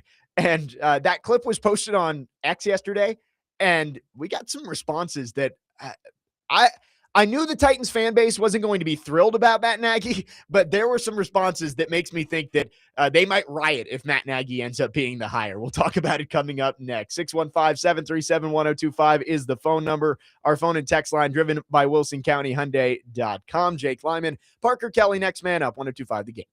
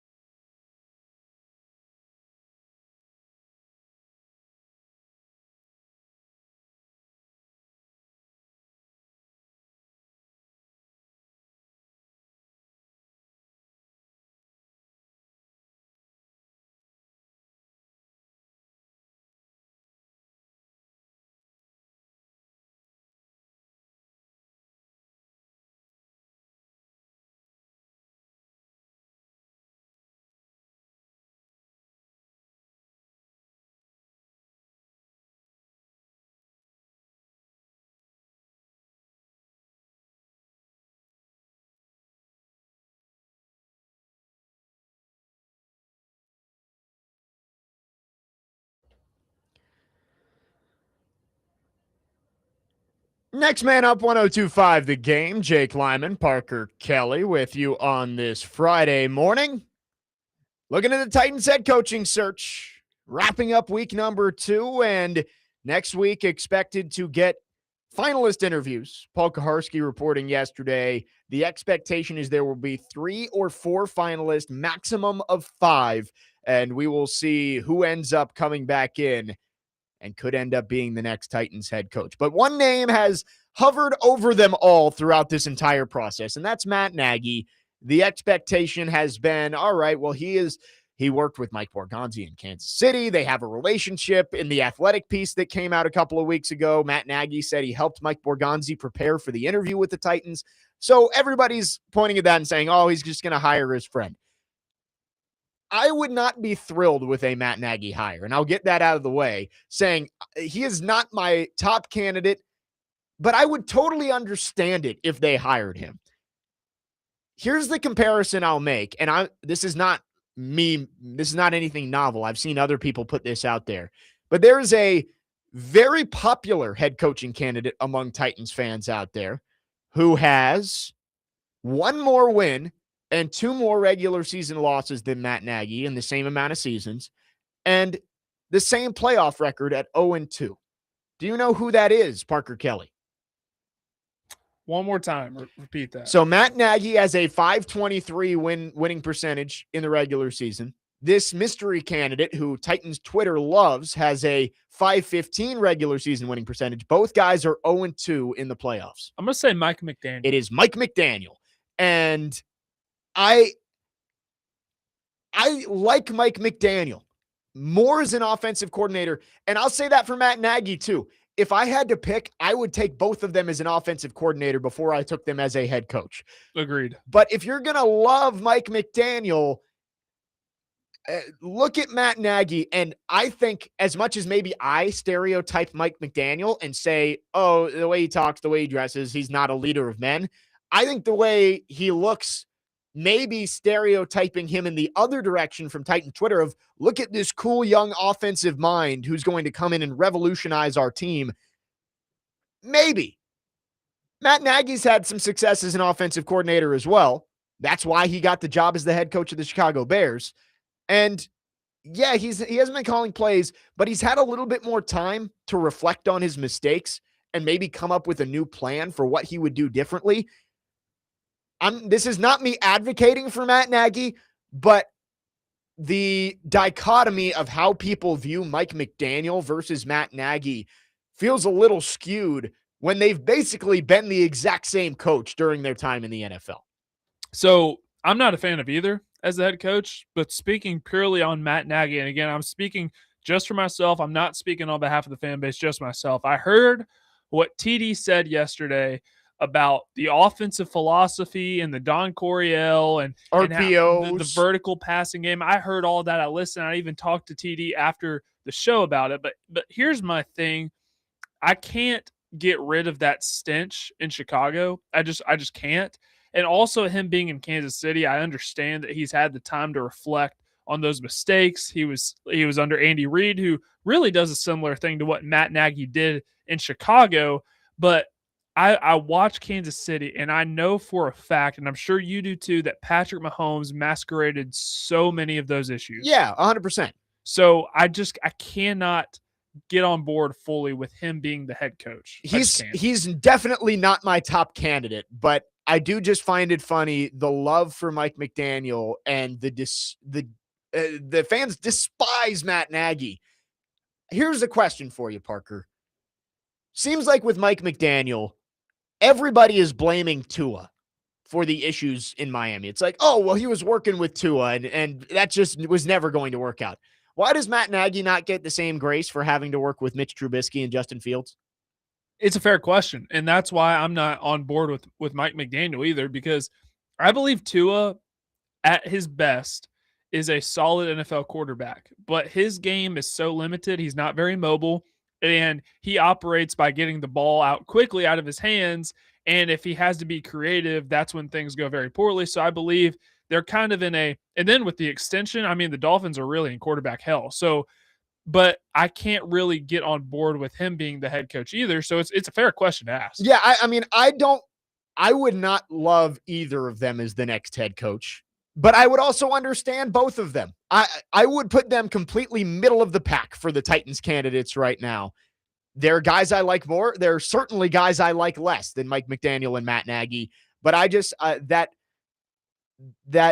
polar opposite reaction to those two guys when record-wise, at the very least, they're the same guy, I thought was pretty funny. 615-737-1025 is the phone number. Mike on the text line says, not sure how much this subject has been discussed as I have not been near radio. Combo I'm interested in for head coach and offensive coordinator is Chris Shula and Nate Shielhaas. Yeah, that dude's a star. That dude's right. a star in the making. We talked about him yesterday. Yeah. He's getting head coaching interviews. Right, as a passing game as the passing game coordinator. Titans did not get Harbaugh, so now this is the way to go. Young, I think, is it Shielhaas? It's pronounced Shieldhouse, but Shieldhouse. It looks gotcha. like Shieldhouse. Would be a good match for Cam Ward. Definitely do not want an offensive head coach who wants to call their own plays. Wouldn't mind Mike McDaniel. Definitely do not want Matt Nagy or Mike McCarthy. It's funny. Definitely do not want an offensive coordinator who wants to call their own plays, but wants Mike McDaniel and doesn't want Matt Nagy. McDaniel's going to call plays if he comes here as the head coach. That makes no sense. Matt Nagy has said that he won't.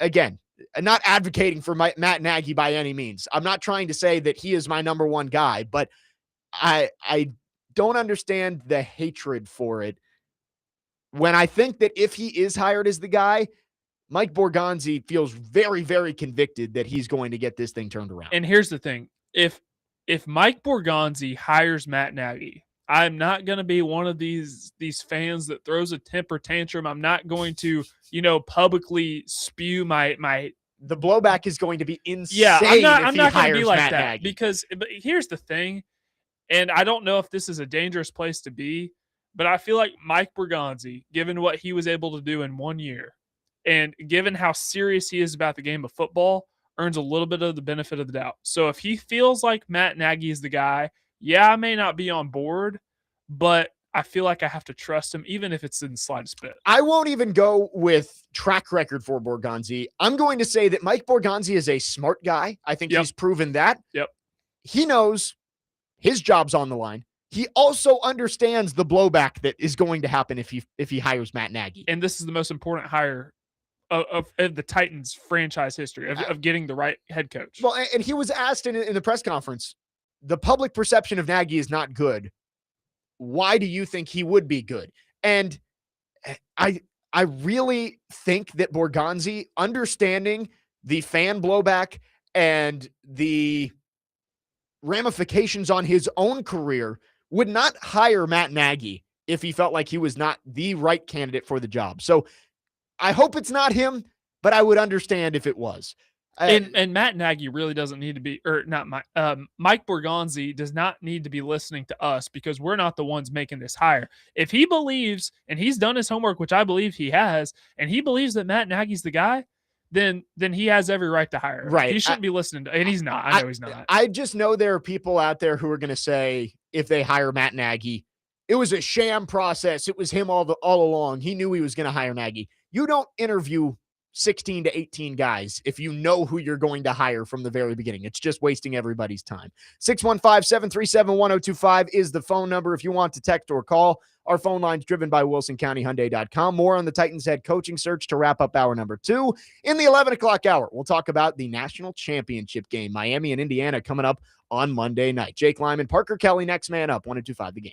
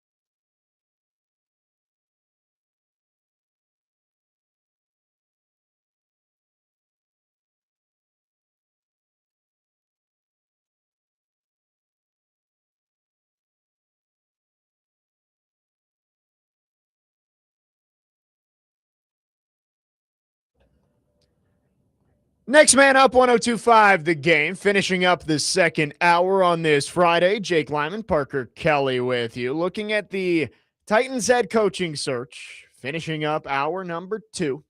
Going to get finalists and second interviews coming up next week. And I think it's safe to say a week from now, I would hope the Titans have their next head coach. It's very possible that doesn't happen, depending on who wins this weekend. There's a chance you can't get some guys in the building until after the conference championships.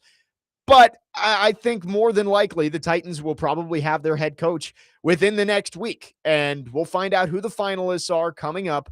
Paul Kuharsky again reported yesterday there's expected to be 3 to 4 with a maximum of 5 second interviews coming up next week. Thomas on a car phone texts in, says, "Good morning, guys. Harbaugh was my preferred guy since Mike Tomlin is not available. I'm leaning more toward Kevin Stefanski. I think Cleveland was insane for letting him go. I would say McCarthy for head coach would be my second choice and McDaniel third." Stefanski, there was an interesting report on Good Morning Football this morning, and there was nothing concrete in it from Tom Pelissero, but he did say he expects Kevin Stefanski to get second interviews and listed the Titans, Falcons, and Ravens as potential Stefanski landing spots. So there was no official report that he's going to get a second interview, but it's one of those things. Again, reading the tea leaves, we did it with Corey on Wednesday of the Titans maybe meeting with Harbaugh on Thursday. If they're putting it out there that Stefanski's expected to get multiple second-round interviews and the Titans could be a realistic landing spot, I think it could be safe to assume Stefanski might be one of those finalists for the Titans next week. So we know how TD feels about Stefanski. I would personally love Stefanski here. I'm a big Stefanski fan. How would you feel? I don't know. Talking with TD yesterday, he makes a lot of good points about Stefanski. But I also think you are bringing in a guy with a proven track record of turning a bad team around, right? Like going into a bad organization where there isn't a whole lot of talent and still finding a way to get that team into contention. There's also red flags, and TD does make a very good point with the way things ended in Cleveland, the Shedeur Sanders saga, that I don't think Stefanski would be a perfect hire. I was higher on him when they initially fired him. I think I'm souring on Stefanski just a little bit. Would not be a bad hire. Would not be my favorite hire, I guess I would say. But I would understand the Titans interviewing him again because, again, he was in an organization with a history of failure and was able to get that team to the playoffs in one year with Joe Flacco as his quarterback. So I think you can look and see the good with Stefanski. You can see the bad. He's not perfect. I would understand if the Titans at the very least brought him in for a second interview, but we'll see. If it comes down to Titans, Falcons, Ravens, I kind of would think Stefanski would want to go to Baltimore, right? Yeah, no, they certainly have more pieces. They have an elite quarterback in Lamar Jackson. I understand what TD's saying because there is a side of it, whereas as a man, like you can't necessarily throw a fit when things don't go your way. So the way that he handled the Shedeur Sanders situation probably wasn't the best. I think we can all come to an agreement on that. But if he gets the Titans job, there's the understanding that, he's choosing to work with Cam Ward. And that is a guy that I would want working with him. He has that history of turning around, Cleveland when they were in the gutter to leading them to the playoffs, even getting them a playoff win, won NFL Coach of the Year twice. So, and how much too of that situation in Cleveland was affected by the Deshaun Watson deal. I think a large chunk of it. Now, Stefanski certainly played his part. So the red flags that you're talking about, those are probably 2 of them. So, yeah, but if he had his choice, I'm sure he would pick Baltimore. And with Stefanski, I do look at his record and say, yeah, there are good seasons in there. His 2 Coach of the Year seasons, 11-5 in 2020, 11-6 in 2023. But his other 4 years as a head coach, he went 23-45.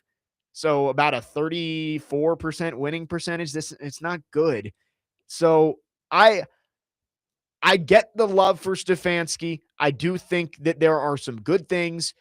he clearly likes Cam Ward. We've seen reports about they would have picked him at 2, and I believe it was Aditi Kinkhabwala put out there that she thinks the personalities would mesh from Kevin Stefanski and Cam Ward. But again, probably not my favorite hire, but one that I would, again, understand. I probably would put Stefanski right around the Matt Nagy category. Stefanski has a little bit of a more proven track record, but not by much. He's got one more double-digit win season than Matt Nagy, but that's it. I kind of hope he's not the guy, but I would, again, understand if he was. Thomas on a car phone says, also, Cleveland looked like a lot better coach team than the Titans did when they played each other this year. Anything is probably up from here. Thanks again, guys. I don't know about that. I mean, I thought Cleveland got outplayed in that game. They almost came back because the Titans defense was horrible, but I wouldn't say a lot better coach team from Cleveland to the Titans. Let's go to our phone lines driven by WilsonCountyHyundai.com. Chad has called in wanting to talk Kevin Stefanski. Thanks for calling. Go ahead. Yeah, absolutely. And I missed, and I don't know if you guys have touched on this one real quick, because I was listening to the morning show and listening to Mr. Foster, and they were talking real quick on Dante Moore being like this righteous move for him to stay into college and not go, and turn down the $46 million guaranteed, which is basically $9 million a year to play in the NFL. And what was completely neglected about this thing is, if you've been out to Oregon, that thing is funded by Phil Knight with Nike. He's almost 90 years old, and he has basically put a memo out that he wants to win a national championship before he goes. And he's actually got Dante Moore locked up on a Nike deal, which will be a long-term deal. And this secures that. Plus his NIL money is going to be more annually than he would make next year. So this ain't no righteous move here to stay into college. This is strictly a financial gain for Dante Moore. So I thought that was kind of funny, but I don't know what your thoughts are on that. And then, of course, moving forward with the Titans, I guess we'll just have to wait and see. Chad, you're saying you think Phil Knight is paying him more than the $46 million guaranteed he'd get at the NFL level? Well, no, let's back up. So he's not paying him $46 million. He's basically what's going to happen if Dante Moore comes out and he's the number 2 pick and he goes to the Jets. Right. He is going to sign a guaranteed contract where annually next year he would make in the $10 million range, right? That's what he's going to make next year. Yeah. That money's still sitting for him in 1 year. That money still sits there. That money's going to be there 365 days later. We understand that. But what he's securing is he's going to make more money next year with Oregon, and he's also securing his basically lifetime contract with Nike. But I've been to the Oregon facilities and friends with one of their main donors. It's no secret that Phil Knight wants to win a national championship. It's no secret when you walk through their facilities, they're the nicest facilities probably in the world. They have one of only 2 machines where they can push a button and take a brand new pair of cleats or a brand new pair of Nike shoes and break them in as far as you want to go, from 1 day to 10 years. They've got treadmills. Listen to me. They got treadmills where if guys have torn ACLs, they can get into these machines and still work out without working their lower extremities. It's the most unbelievable. The vaults in their facilities will blow your mind with merchandise and shoes. They got more Nike shoes in the Oregon football facility than anything I've ever seen in my life. I'm talking about 10,000s of pairs of Nike shoes and cleats and jerseys. It's just insane. So Phil Knight, he is funding that whole thing, and Dante Moore is being the beneficiary of that. Yeah, and we've said before, Grandpa Phil's taking care of Dante Moore, and you make a good point about more him. so than people realize. Right. More so than people realize, and he's financially benefiting from this. This was a no-brainer for him. This is not like whoa, he's turning down the NFL. He's turning down the guaranteed. That money's going to be there. He is setting himself up. He's actually financially about as in good shape as any quarterback his age in maybe the history of the game. Yeah, thanks for the call, Chad. And I agree with you on the point about him securing the Nike deal long term.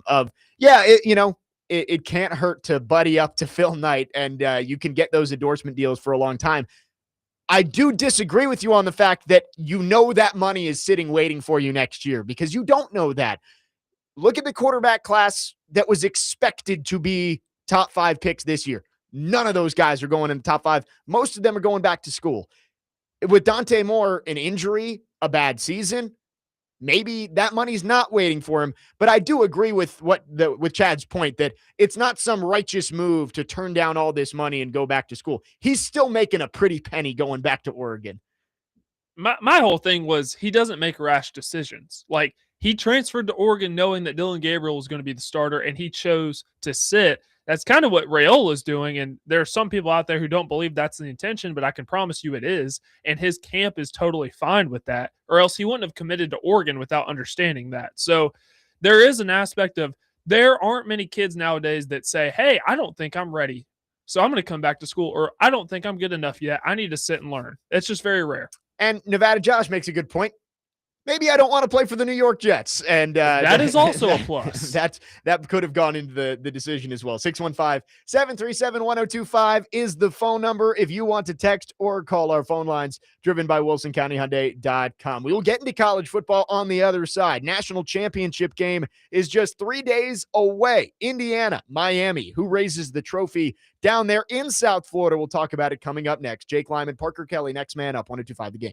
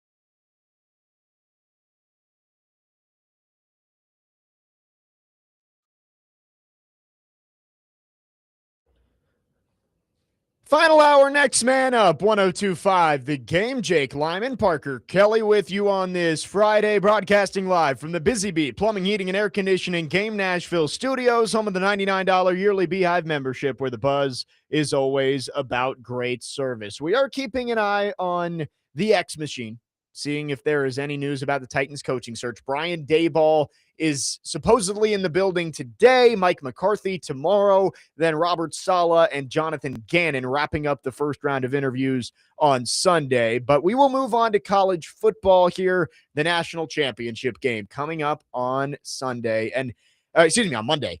And there really is no bad outcome in terms of storylines. Indiana, of course, the ability in 2 years for Curt Cignetti to turn this program into an undefeated national champion has been talked about ad nauseum. But for Miami to go in and win this game at home in front of what I think, and Joe Rexrode said he thinks it's going to be an Indiana home game. I do think it'll be Indiana heavy, but I think national championship games kind of fall into the Super Bowl a little bit of, yeah, there might be more Indiana fans, but I don't think it's going to be as Indiana heavy as that Peach Bowl was, right? Like, it is in Miami, and I think there are a lot of corporate sponsors who get tickets and seats to these national championship games too that kind of sterilize the environment a little bit. That game in Atlanta might as well have been in Bloomington. It was that loud for Indiana. There were that many Hoosiers fans there. There's going to be a lot of Indiana fans there. It won't be like that on Monday. But Miami getting a win after being the last team in, the U has been trying to battle their way back to national prominence for years. To finally get back to being a national champion would be cool as well. So there's no bad outcome in terms of stories. I really hope, Parker, that we get a good game, because Indiana has just been blowing people out of the water. And maybe that's what we get again. And Curt Cignetti cements this team as one of the best of all time. But I really just hope we get a good game that comes down to the wire, because there's been some really good ones in this college football playoff. But there's also been some ones that have been over by the middle of the second quarter. I do think we're going to get a good game. I think a lot of people are kind of underselling Miami, but they're here for a reason. They can be as physical. We all know that sweet spot that the Miami offense operates in, and that's running the football, being good at the line of scrimmage, and then asking Carson Beck to not turn the ball over and giving him easier passes to complete, and then occasionally we'll take the deep shot. That's kind of the sweet spot for Miami. If they stick to the game that's got them to this point, they can absolutely keep it close with Indiana. And their third down defense is really good. Indiana has the best third down offense. So basically what you're hoping for is that Indiana, who has shown an ability to not make mistakes, ends up making a mistake. That'll, if that happens, it's going to be very, very tight. Yeah, and that's what we've discussed is the team that makes the least mistakes probably wins. If no one makes mistakes, I think Indiana wins. But if Carson Beck can avoid the back-breaking turnover that cost them games against Louisville and SMU in the middle of the season, they've got a shot at this thing. I thought it was interesting. I had not looked at the spread for this game, and I heard Robbie Rexrode doing Pigskin Pick'em on the way in. Did they say this is an 8.5-point spread for Indiana? I didn't hear. The last I checked, it was 7.5. I'm sure it's gone up. So 8.5 seems right, though. So I look at it and I say, Vegas's job is not to predict the outcome. Vegas's job is to make the most money. And I wonder if this means they think Indiana is just going to blow them out of the water. It is 8.5 because you see 8.5. And in my mind, I think Miami's going to keep it within a touchdown. And I think that's where a lot of people are going. And I wonder if it's going to be pretty lopsided of people thinking, oh, Miami can keep it within 8. Miami can keep it within 7. And then Indiana wins by 25 again. I don't know, but hearing them say that spread, I was like, man, 8.5 seems high, especially for a national championship game. But to be fair, the way Indiana is dominating people right now, 8.5 may actually be about right for the way the Hoosiers are playing. I'm telling you, I just watching them play. It's like Fernando Mendoza has gotten better since winning the Heisman Trophy. He's thrown 8 touchdowns in this college football playoff run, and he's thrown 5 incompletions. So you watch them play, and they just operate almost to 100% on each level of the offense, and then you turn over to the defense, and it's pretty much the same thing. Brian Haynes has done a phenomenal job with that defense. But if you remember, they took 2 sacks on the opening drive against Alabama in the Rose Bowl. But since that point, I mean, it's almost like we're talking about Georgia here. You got to cut the head off the snake if you want to beat them, because they just keep getting better. It's going to be a fun game. I'm out on Monday, so this is my last chance to talk about this game. I really don't know how it's going to play out. I think Indiana's going to win the game, but Miami, that defensive line, I think just gives you a little bit of hope that if they can wreck the game, just make a few game-changing plays, you force a tip and it gets picked off from Fernando Mendoza. A strip sack can flip this game on its head and give the Hurricanes a chance against Kurt Cignetti and the Hoosiers. We got some breaking news. The baseball world, the hot stove has been hot as of late. Last night was rough. Kyle Tucker going to the Dodgers. Almost guaranteeing, if it wasn't guaranteed already, that we aren't going to have baseball in 2027. But the New York Mets, after missing out on Kyle Tucker last night, have pivoted. Bo Bichette is going to sign a 3-year deal with the New York Mets. So if Teron Davenport and Willie Donick are listening, you've got Bo Bichette to make up the left side of your infield, or maybe he may play second base, but on the infield with Francisco Lindor. So there's the big bat that the Mets have been looking for. 615-737-1025 is the phone number if you want to text or call. Our phone lines driven by WilsonCountyHyundai.com. More to come on the college football playoff national championship game. We'll do our Monday headlines coming up at 11:30 and much more. Jake Lyman, Parker Kelly, next man up, 102.5 The Game.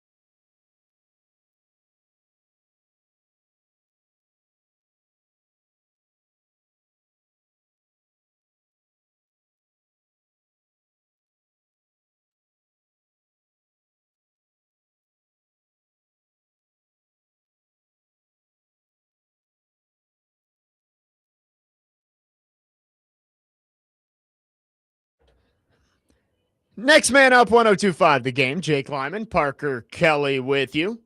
Few more segments on this Friday.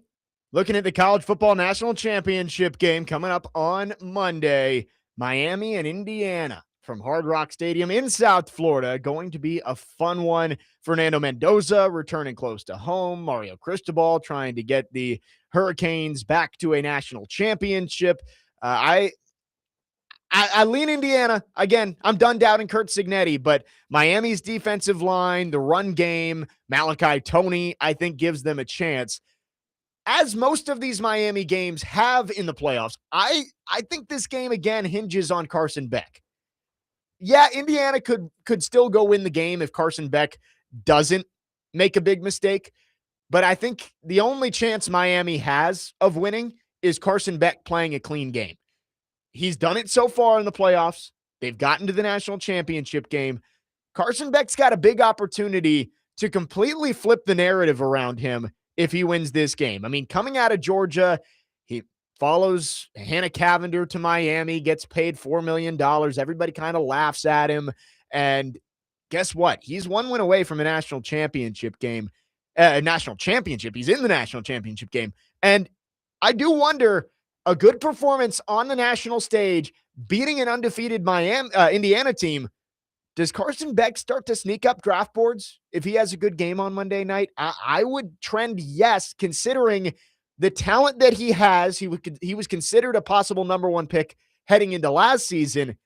I think there would be teams willing to take a chance on him, especially if he's able to put on a show on Monday night. Yeah, no, if he wins this game, it's going to do a lot because he will be a national championship winning quarterback. It's really crazy how fast things can change in the sport, because 2 years ago, after his first year at Georgia, we were talking about him being the Heisman Trophy favorite. We were talking about him being the first overall pick, to after one bad year at Georgia, or one down year, he fell out of a lot of draft boards, and now he's kind of worked his way back up. So if he has a good game, absolutely he'll climb up the draft boards. He became the butt of every joke after last year. And I always go back to this. I heard Trevor Maddich on this station last year talking about Carson Beck and saying how beginning of the year, if they didn't hold a college football season and just had the draft, Carson Beck probably would have gone number one overall.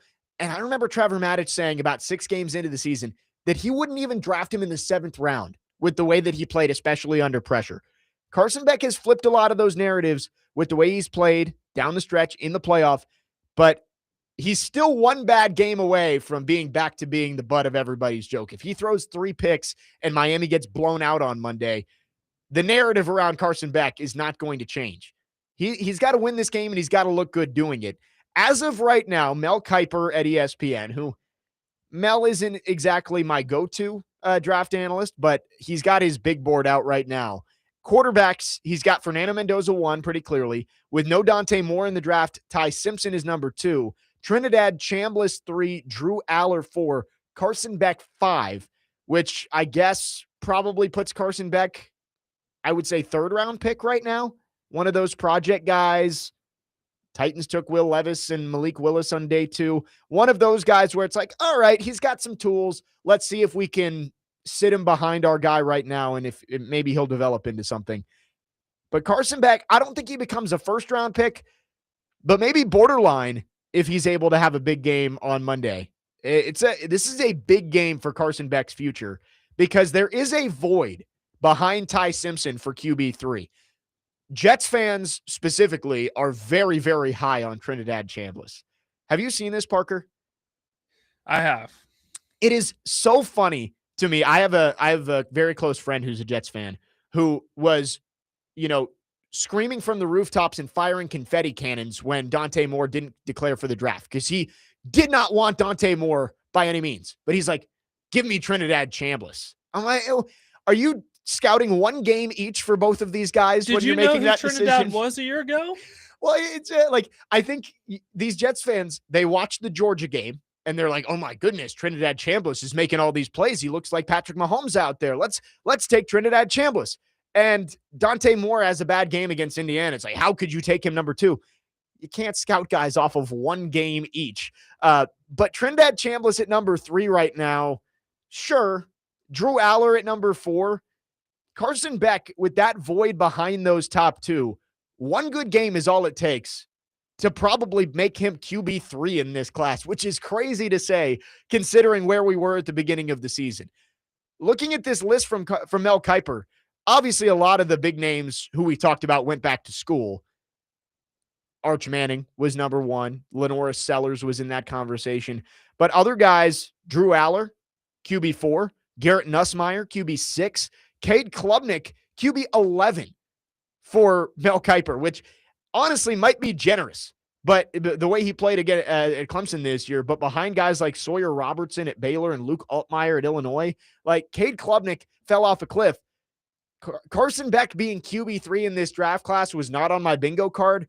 But if he beats Indiana on Monday night, I think he will be QB3. I think he will be the third quarterback off the board if he wins this game on Monday. I don't know if I'm going to say that, because if I was a GM, I wouldn't look at it that way. I think Carson Beck has had a good season. I know a lot of people like to try to dunk on him for different things of his personal life, but he's played good. And outside of the SMU game and the Louisville game, the two games that they lost this year, Carson Beck had 6 combined turnovers, but in the rest of the games, he's had 5. So he's played pretty well. I don't know if I'm going to go as far to say he'll be QB3 if he wins this game. I still like Trinidad Chambliss as QB3 right now because of the playmaking, but what's really going to hurt him is his size. That's going to hurt him more than anything. So I don't know if I'm going to say Carson Beck QB3 quite yet. Well, and maybe it sounds hypocritical that I'm saying if he wins this one game, and I'm saying you're scouting Chambliss off one game, but I think Carson Beck, it's more the pedigree was there. I mean, he's a former very highly recruited player who had success at Georgia. And if you have the triumphant finish and beat a team that no one else could beat, I think that gets GM's attention. Chambliss, am I wrong in saying that he was like a 5th or 6th round projected pick before that Georgia game? Like, he was not on any NFL team's radars, I don't think. I don't know. Probably. So it's amazing how one game can shoot you up that far. Right. I mean, and I guess it does happen, but I think for Carson Beck, it's more the accumulation of this season of battling back from being a guy who no one wanted to touch with the 10-foot pole and going and winning a national championship. With that void behind Ty Simpson at QB3, Carson Beck could go grab it on Monday night. 2438 says Beck's performance in his last year at Georgia wasn't even that bad. If those wide receivers would have caught half to 3/4 of those drop balls, no one would be saying any of that. That is fair. And I agree. It was funny. Everybody was banging on Carson Beck last year, but when Carson Beck got hurt and Georgia had to go to Gunnar Stockton in the playoff, everybody's saying, how's Georgia going to win without Carson Beck? It was funny the way that went of Carson Beck sucks, but Georgia can't win without him. You got to sing one him or the other. You can't sing them both. Let me tell you this. The quarterback sleeper that I really like in this draft, Taylon Green of Arkansas. I've watched Taylon Green the last couple of years, and it amazes me how somebody that big and that lanky is able to move the way that he does. And he has a cannon of an arm. There are some things that he has to clean up, but I really like him as a sleeper. Yeah, I like Taylon Green. I think that's one of those guys that you draft on athletic traits and hope that you can teach him to be an NFL quarterback. It's a, low risk, high reward. Guess where Diego Pavia is on Mel Kiper's list of quarterbacks? I've given you most of it. He is number 7 on there. Number 7. So is this on? This is ESPN. This is ESPN. Mel Kiper's quarterback position rankings. Diego Pavia climbing up the board. So he's got Mendoza 1, Simpson 2, Chambliss 3, Aller 4, Beck 5, Nussmeier 6, Diego Pavia 7, one spot ahead Nussmeier ahead Green. of Pavia. Yeah. So Diego Pavia, he's going to get drafted. It's just a matter of where he gets drafted. I don't think there's going to be a whole lot of quarterbacks who get drafted this year. You'll get the late round flyers on some of these guys, but there doesn't seem to be a whole lot of promise late in this draft at quarterback. Like maybe there are sometimes where you feel like, all right, in the 3rd or 4th round, we can take this guy and he's a project. There's some of those guys. I don't think there's a ton, but I do think Carson Beck, this is a game that he can go into and completely flip the way he's viewed if he wins this game. Indiana, 15-0. They've run roughshod right through Alabama and Oregon to start their playoff run. Miami, it's going to depend on their defense. if Mesidor and Bain are able to get after Fernando Mendoza, you force some turnovers like they did against Ohio State, they've got a chance in this game. But Carson Beck has to play good football because Indiana, as we've mentioned all week, Parker, you give them an inch, they're going to take a mile. And if Carson Beck makes a couple of mistakes, Hoosiers are going to take it and they're not going to look back. I knew the second Dante Moore threw the pick six, I knew exactly which way the game was going to go because Indiana doesn't make mistakes. And if they already don't make mistakes, you hand them 7 points on the opening play of the game when the crowd was 95% crimson and white or whatever their shade of red is. And then they get the boomstick on the first play of the game on the kickoff return. Yeah. You know which way the game's going. The one team was clearly the aggressor that night in Atlanta, and it was not the Oregon Ducks. Indiana came out ready to go. We'll see on Monday night. Going to be a good one. 615-737-1025 is the phone number if you want to text or call. Our phone lines driven by WilsonCountyHyundai.com. When we come back, we will do our Monday headlines. We got divisional playoffs. We got the college football playoff. We got hockey this weekend. What's going to happen? We will give our best guess coming up next. We'll take your thoughts as well. Again, 615-737-1025. Jake Lyman, Parker Kelly, next man up, 1025 The Game.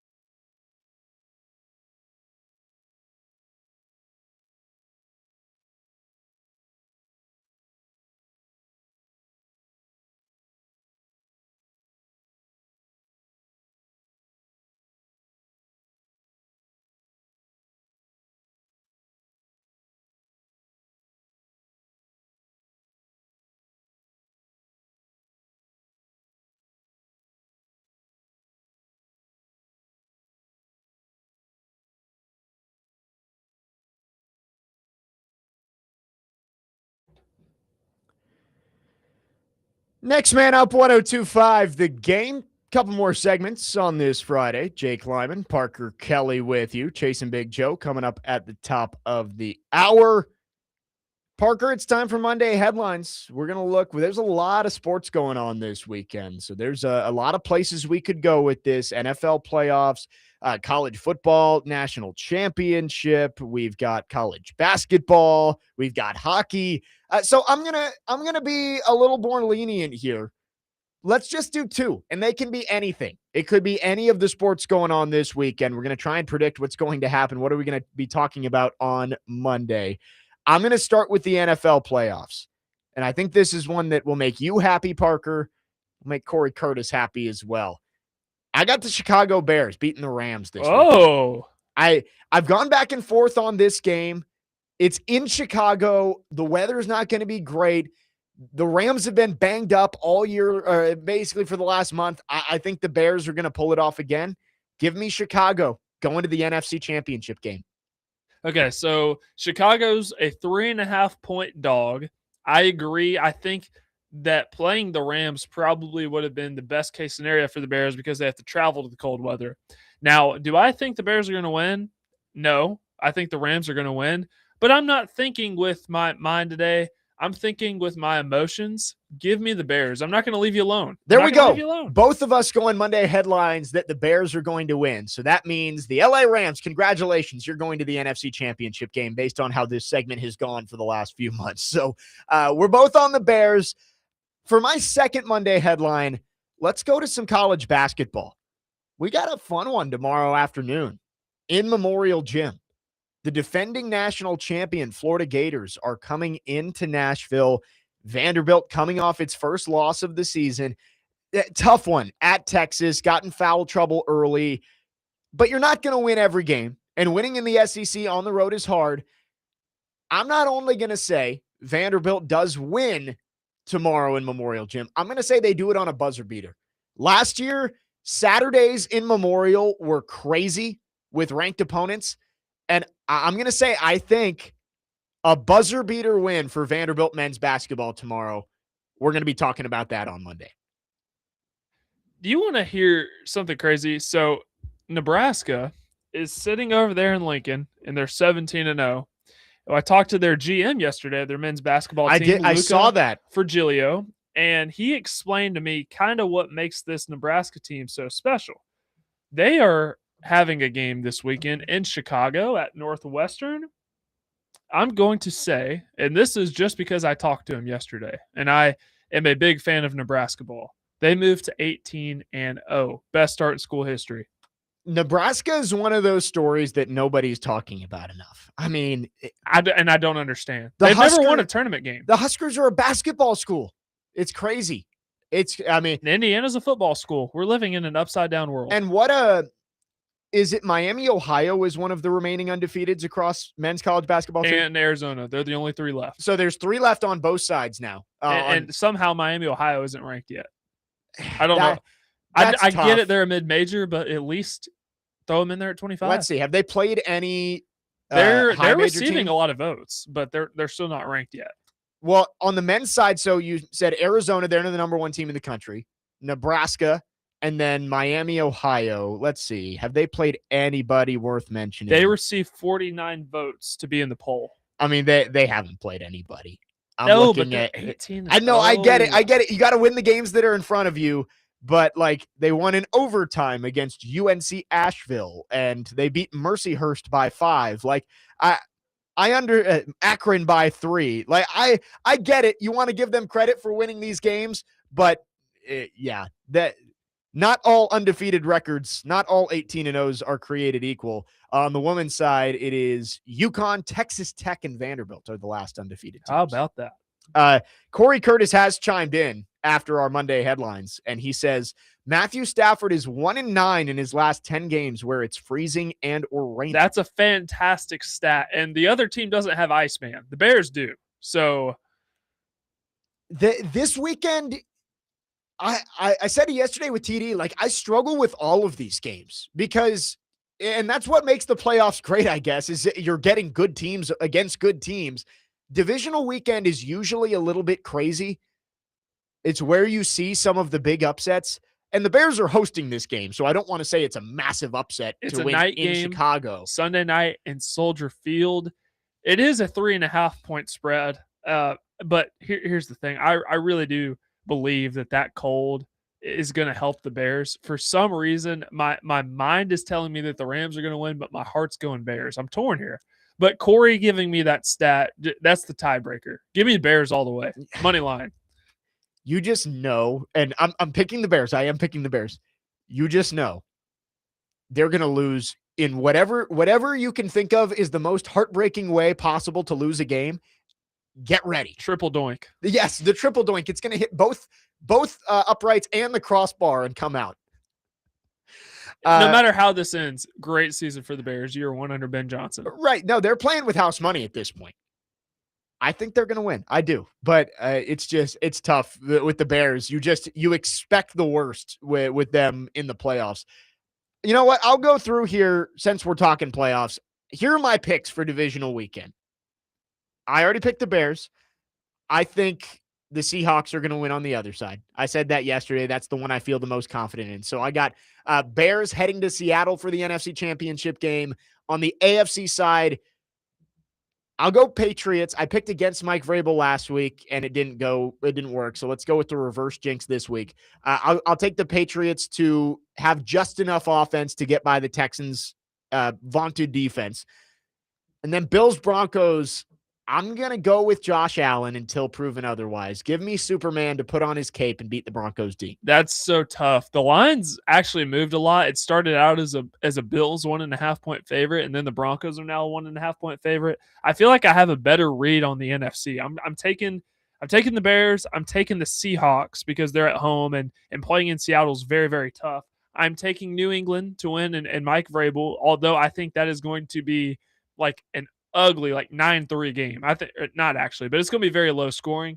On the other side, I have no idea because I picked the Bills to originally beat the Jags. Then I flipped last second to the Jags, and now they're playing the best defense in the league. But one side has Josh Allen, and he's the only one in the AFC side with a lot of experience in the playoffs.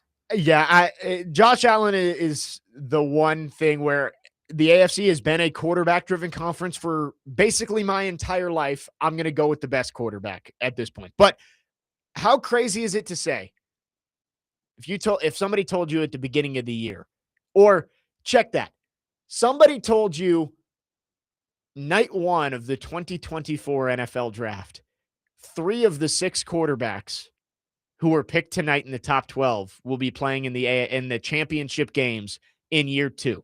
Because that is very possible. If the home teams win, Caleb Williams, Drake May, and Bo Nix will all be playing in conference championship games in year 2, along with either Mr. Irrelevant Brock Purdy or Sam Darnold on his 5th team after being let go from the Jets as the only number 3 in the NFL. In football, can you have storylines like this? I mean, it's awesome. I'm going with Bills Patriots on the AFC side. I'm going with Bears Seahawks on the other side. But how crazy would it be to have 3 of those 6 quarterbacks when everybody's like, man, 6 quarterbacks going in the top 12, to have 3 of them go to the conference championship. And guess what? Jaden Daniels went last year. So to say 4 out of those 6 quarterbacks will go to the conference championship within their first 2 years, and one of them will win it if it is Nix versus May. Unbelievable stuff. The only 2 sitting on the sidelines, Michael Penix, J.J. McCarthy. I'm going to throw out a hypothetical for you. If the Bills beat the Broncos and they advance to the AFC Championship game versus the Patriots or the Texans, by the way, if we get a divisional matchup between the Bills and Patriots and the AFC, I think that would be awesome. If Josh Allen gets to the AFC Championship game, do you think he gets to the Super Bowl? Yes. Do you think this is the year? I think he will not be denied. If Josh Allen's going I agree. If Josh Allen's going to lose a game, it's going to be this weekend. I'm going to pick the Bills to go to the Super Bowl. But if Josh Allen's going to lose a game at this weekend, if he gets to a conference championship game where Patrick Mahomes is not staring at him from across Arrowhead Stadium, he is going to the Super Bowl. They don't host either way, so they have to go on the road. Right, they're going on the road no matter what. But if he is not standing on the sideline at Arrowhead Stadium looking Patrick Mahomes in the eye across the field, as the national anthem is playing in the AFC Championship game, give me Josh Allen. I agree. I agree. This is going to be a fun weekend. And you said could be 2 divisional matchups. We could get NFC West in the NFC Championship game and AFC East on the other side. So going to be a great weekend of football. Excited for it. Those are our Monday headlines here on this Friday. We got one more segment coming up. We'll wrap up the show on the other side. Jake Lyman, Parker Kelly, next man up, 102.5 The Game.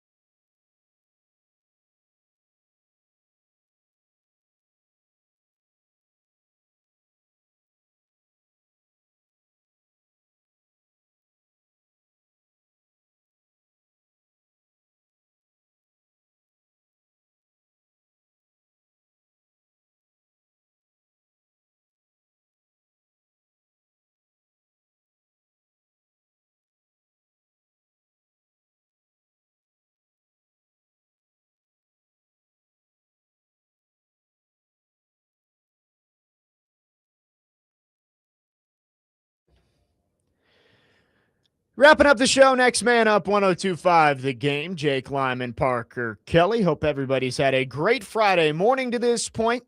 Chasing Big Joe coming up after us at the top of the hour. Actually, don't know who's going to be on Chasing Big Joe because Big Joe on the go was with Robbie with Joe Rexroad this morning on Robbie and Rex. I can confirm it'll be Chase and Nick Frazier. There you go. Chase and Nick Frazier going to be running according the show. to sources. According to sources close to the situation say that. So excited for that. That's coming up right after us here at noon. Couple of odds and ends to wrap up the show. We were talking earlier. Tom Pelissero reported that Kevin Stefanski likely to get second interviews, mentioned the Titans as a possible spot. Connor Hughes, who covers the Jets and the Giants up there in New Jersey, says he's hearing that Kevin Stefanski is the favorite for the Falcons job. That was the talk before. Whichever between the two, Giants and Falcons, did not get Harbaugh, was going to get Stefanski. So maybe that ends up being the landing spot. I think it would be logical, Stefanski to the Falcons. So if you are an anti-Stefanski person, congratulations. Maybe looking less likely he'll be here. If you want Stefanski, maybe not going to be the matchup here in Nashville. Going to get the finalists next week. So excited for that. We should get to narrow down who the Titans are looking at from this long list of 18 names. Only 16 scheduled for interviews or have been interviewed so far, but we will see who ends up coming back for in-person second interviews next week. Some text on the text line. We were just doing our Monday headlines. Keegan with an interesting one here, Parker. Monday, he goes a few weeks from now headline. Matthew Stafford retires after playoff loss to the Bears. Oh, I'll be sad to see Stafford go. Me too. I really will. Me too. Just the arc of his career has been really fun to watch, of a guy who you felt was trapped in Detroit for so long, not a well-run organization, even though he had Megatron for all those years, just could not put the right roster and the right coaching around him in order to succeed, get to the playoffs a couple of times, but never able to win. Then he gets traded, goes and wins the Super Bowl with the Rams. And he has been, I mean, he could win the MVP this year. Have we ever seen that? A guy win the MVP and then retire immediately after? No, I don't think we have. I mean, at least not off the top of my head. We've can't think of it. People win the Super Bowl and retire, but not right. MVP. Win the NFL MVP, which he is a candidate to do. I think it's going to be him or Drake May, and then retire. I don't know if that'll happen. I think Matthew Stafford is going to give the Rams a runway and a little bit of a transition period. That's why I think the Rams are going to take a quarterback at some point in this draft. McVay is going to find the guy that he thinks has the tools to develop into their next guy. Matthew Stafford is going to give them a year to, transition over to this next guy who's probably going to be more of a project, and then he's going to retire. But it wouldn't completely shock me if he did retire. I would lean that he gives it at least another year, though. Interesting discussion going on back here. Yeah. Trinidad Chambliss to the Rams. Like it or love it. I think that could be a good fit for him. And if Chambliss crawls up draft boards, which tends to happen with these quarterbacks, the Rams do have 2 first-round picks this year. So they could do it, and they were considering taking a quarterback last year because they have Jimmy G, Stetson Bennett.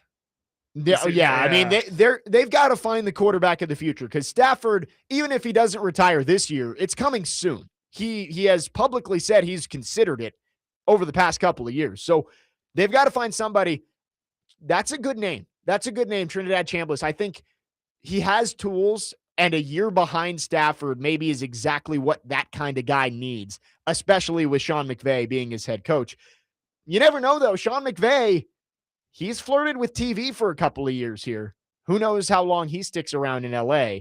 I don't think it would be this year, especially considering how many other open jobs there are. But maybe McVay and Stafford go off into the sunset together. A couple more texts on the text line driven by WilsonCountyHyundai.com. I talked to you guys about this during the break. 3337 texts in. Just had an off-the-wall question about the Super Bowl halftime show. I'm in my 40s. I don't know any Bad Bunny songs. My kids are teenagers, and they don't listen to him either. You guys are young. Are you excited about it, and do you listen to him? I told you during the break, Parker, if you played me a Bad Bunny song, I think I would be able to say, oh, yeah, I know that song. I knew that was Bad Bunny. Off the top of my head, I don't know if I can name the songs, but also I don't care that much about the Super Bowl halftime show. Most of the performers they pick put on a good show, even if I don't necessarily know the songs. It's not a karaoke night. I don't need to be able to sing along during the Super Bowl halftime show.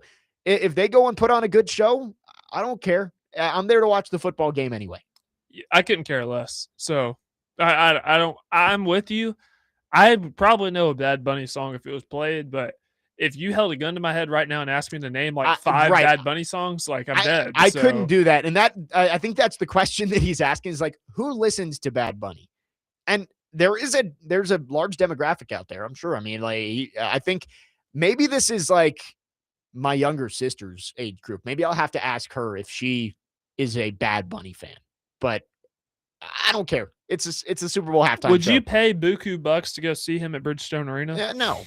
No. But that honestly, that's probably just my music taste. Like I listen to more country than anything, so it's like Same. Anyway, Justin from Greenbrier sending in his Monday headline. He says, "Got to stick with my Preds to do something amazing this weekend and shock the Avs and Knights at their houses and come home victorious." I got to tell you, Justin from Greenbrier, the most optimistic Preds fan I've ever seen. Every single week during Monday headlines, he's picking the Preds to win. So we need those. We need some positivity. All right, we need some positivity in this town. Yeah, I mean, I like it. Bring that positivity, bring that optimism. There's not enough of it out there. I do have to say, I don't know if I believe the Preds are going to win both these games this weekend. I think it's tall order there. 2 points would be fantastic. 2 would be great. 1, I think you even feel pretty good about if you can get either of these games to overtime. They're 1 point out of the final wild card. There's 3. There's 3 now. Now So 3. Gotcha. yeah, they because a couple teams won last night. LA and Yeah. Utah. There's a I want bunch to of say teams just it's a grouped cluster together. right there in the wild card standings. But the Preds are right in it, and they've got that homestand coming up with Buffalo, Ottawa, and Utah. But I gotta say, I'm not optimistic for this weekend. Nothing to do with the Preds necessarily, but you've got the 2 division leaders in the Western Conference that you've got to play on a back-to-back in their barns. That usually doesn't end well. 8771 says, "Call me what you will, but I'm boycotting this year's Super Bowl solely because of Bad Bunny." Yeah, so let's not watch the football game because of the halftime performance. Just how about this? Don't watch the halftime show. Just you can watch the football Right. game. There's You can nothing go wrong with that. get a beer, go get a snack during halftime instead. Robert says, "Never even heard of Bad Bunny till now." LMAO. I think there's going to be people probably on the older side who don't even know who he is. I probably won't be that interested in it. I'm just there to watch football. It's a man. halftime show, and It's the Super Bowl. I'm thrilled. First off, Vandy women's basketball plays on Monday that week, so I get to watch the They're Super not Bowl. playing on Sunday. That's a win for you. Every year, each SEC team gets a Monday game, and luckily for us, Super Bowl Sunday, we get it off, so we get to watch the game, and it's not going to have Patrick Mahomes in it or Tom Brady. When's the last time we could have said that? Except, I mean, I guess the Burrow one, but I think as most Titans fans were, we were in mourning at that point. I didn't really care that much about the Super Bowl. But it's going to be a fresh Super Bowl, which is exciting. Parody. So The parody I'm excited is for that. The halftime show can be whatever it wants to be. I'm not worried about it. I will say I did like the J-Lo and Shakira. I believe that was 2020. I think a lot of people like that one. Yeah. We won't get into the reasons why. That'll do it for us. Fun show today. Big thanks to Max Herz for joining us in the first hour. Monday, I am out. I am in Newark with Vandy women's basketball, top 10 matchup against Michigan. But excited to come back and talk about a big weekend of football. NFL divisional round, national championship on Monday. Going to be great. That does it for us. Don't go anywhere. Chase and Big Joe are coming up next here on this Friday on 102.5 The Game.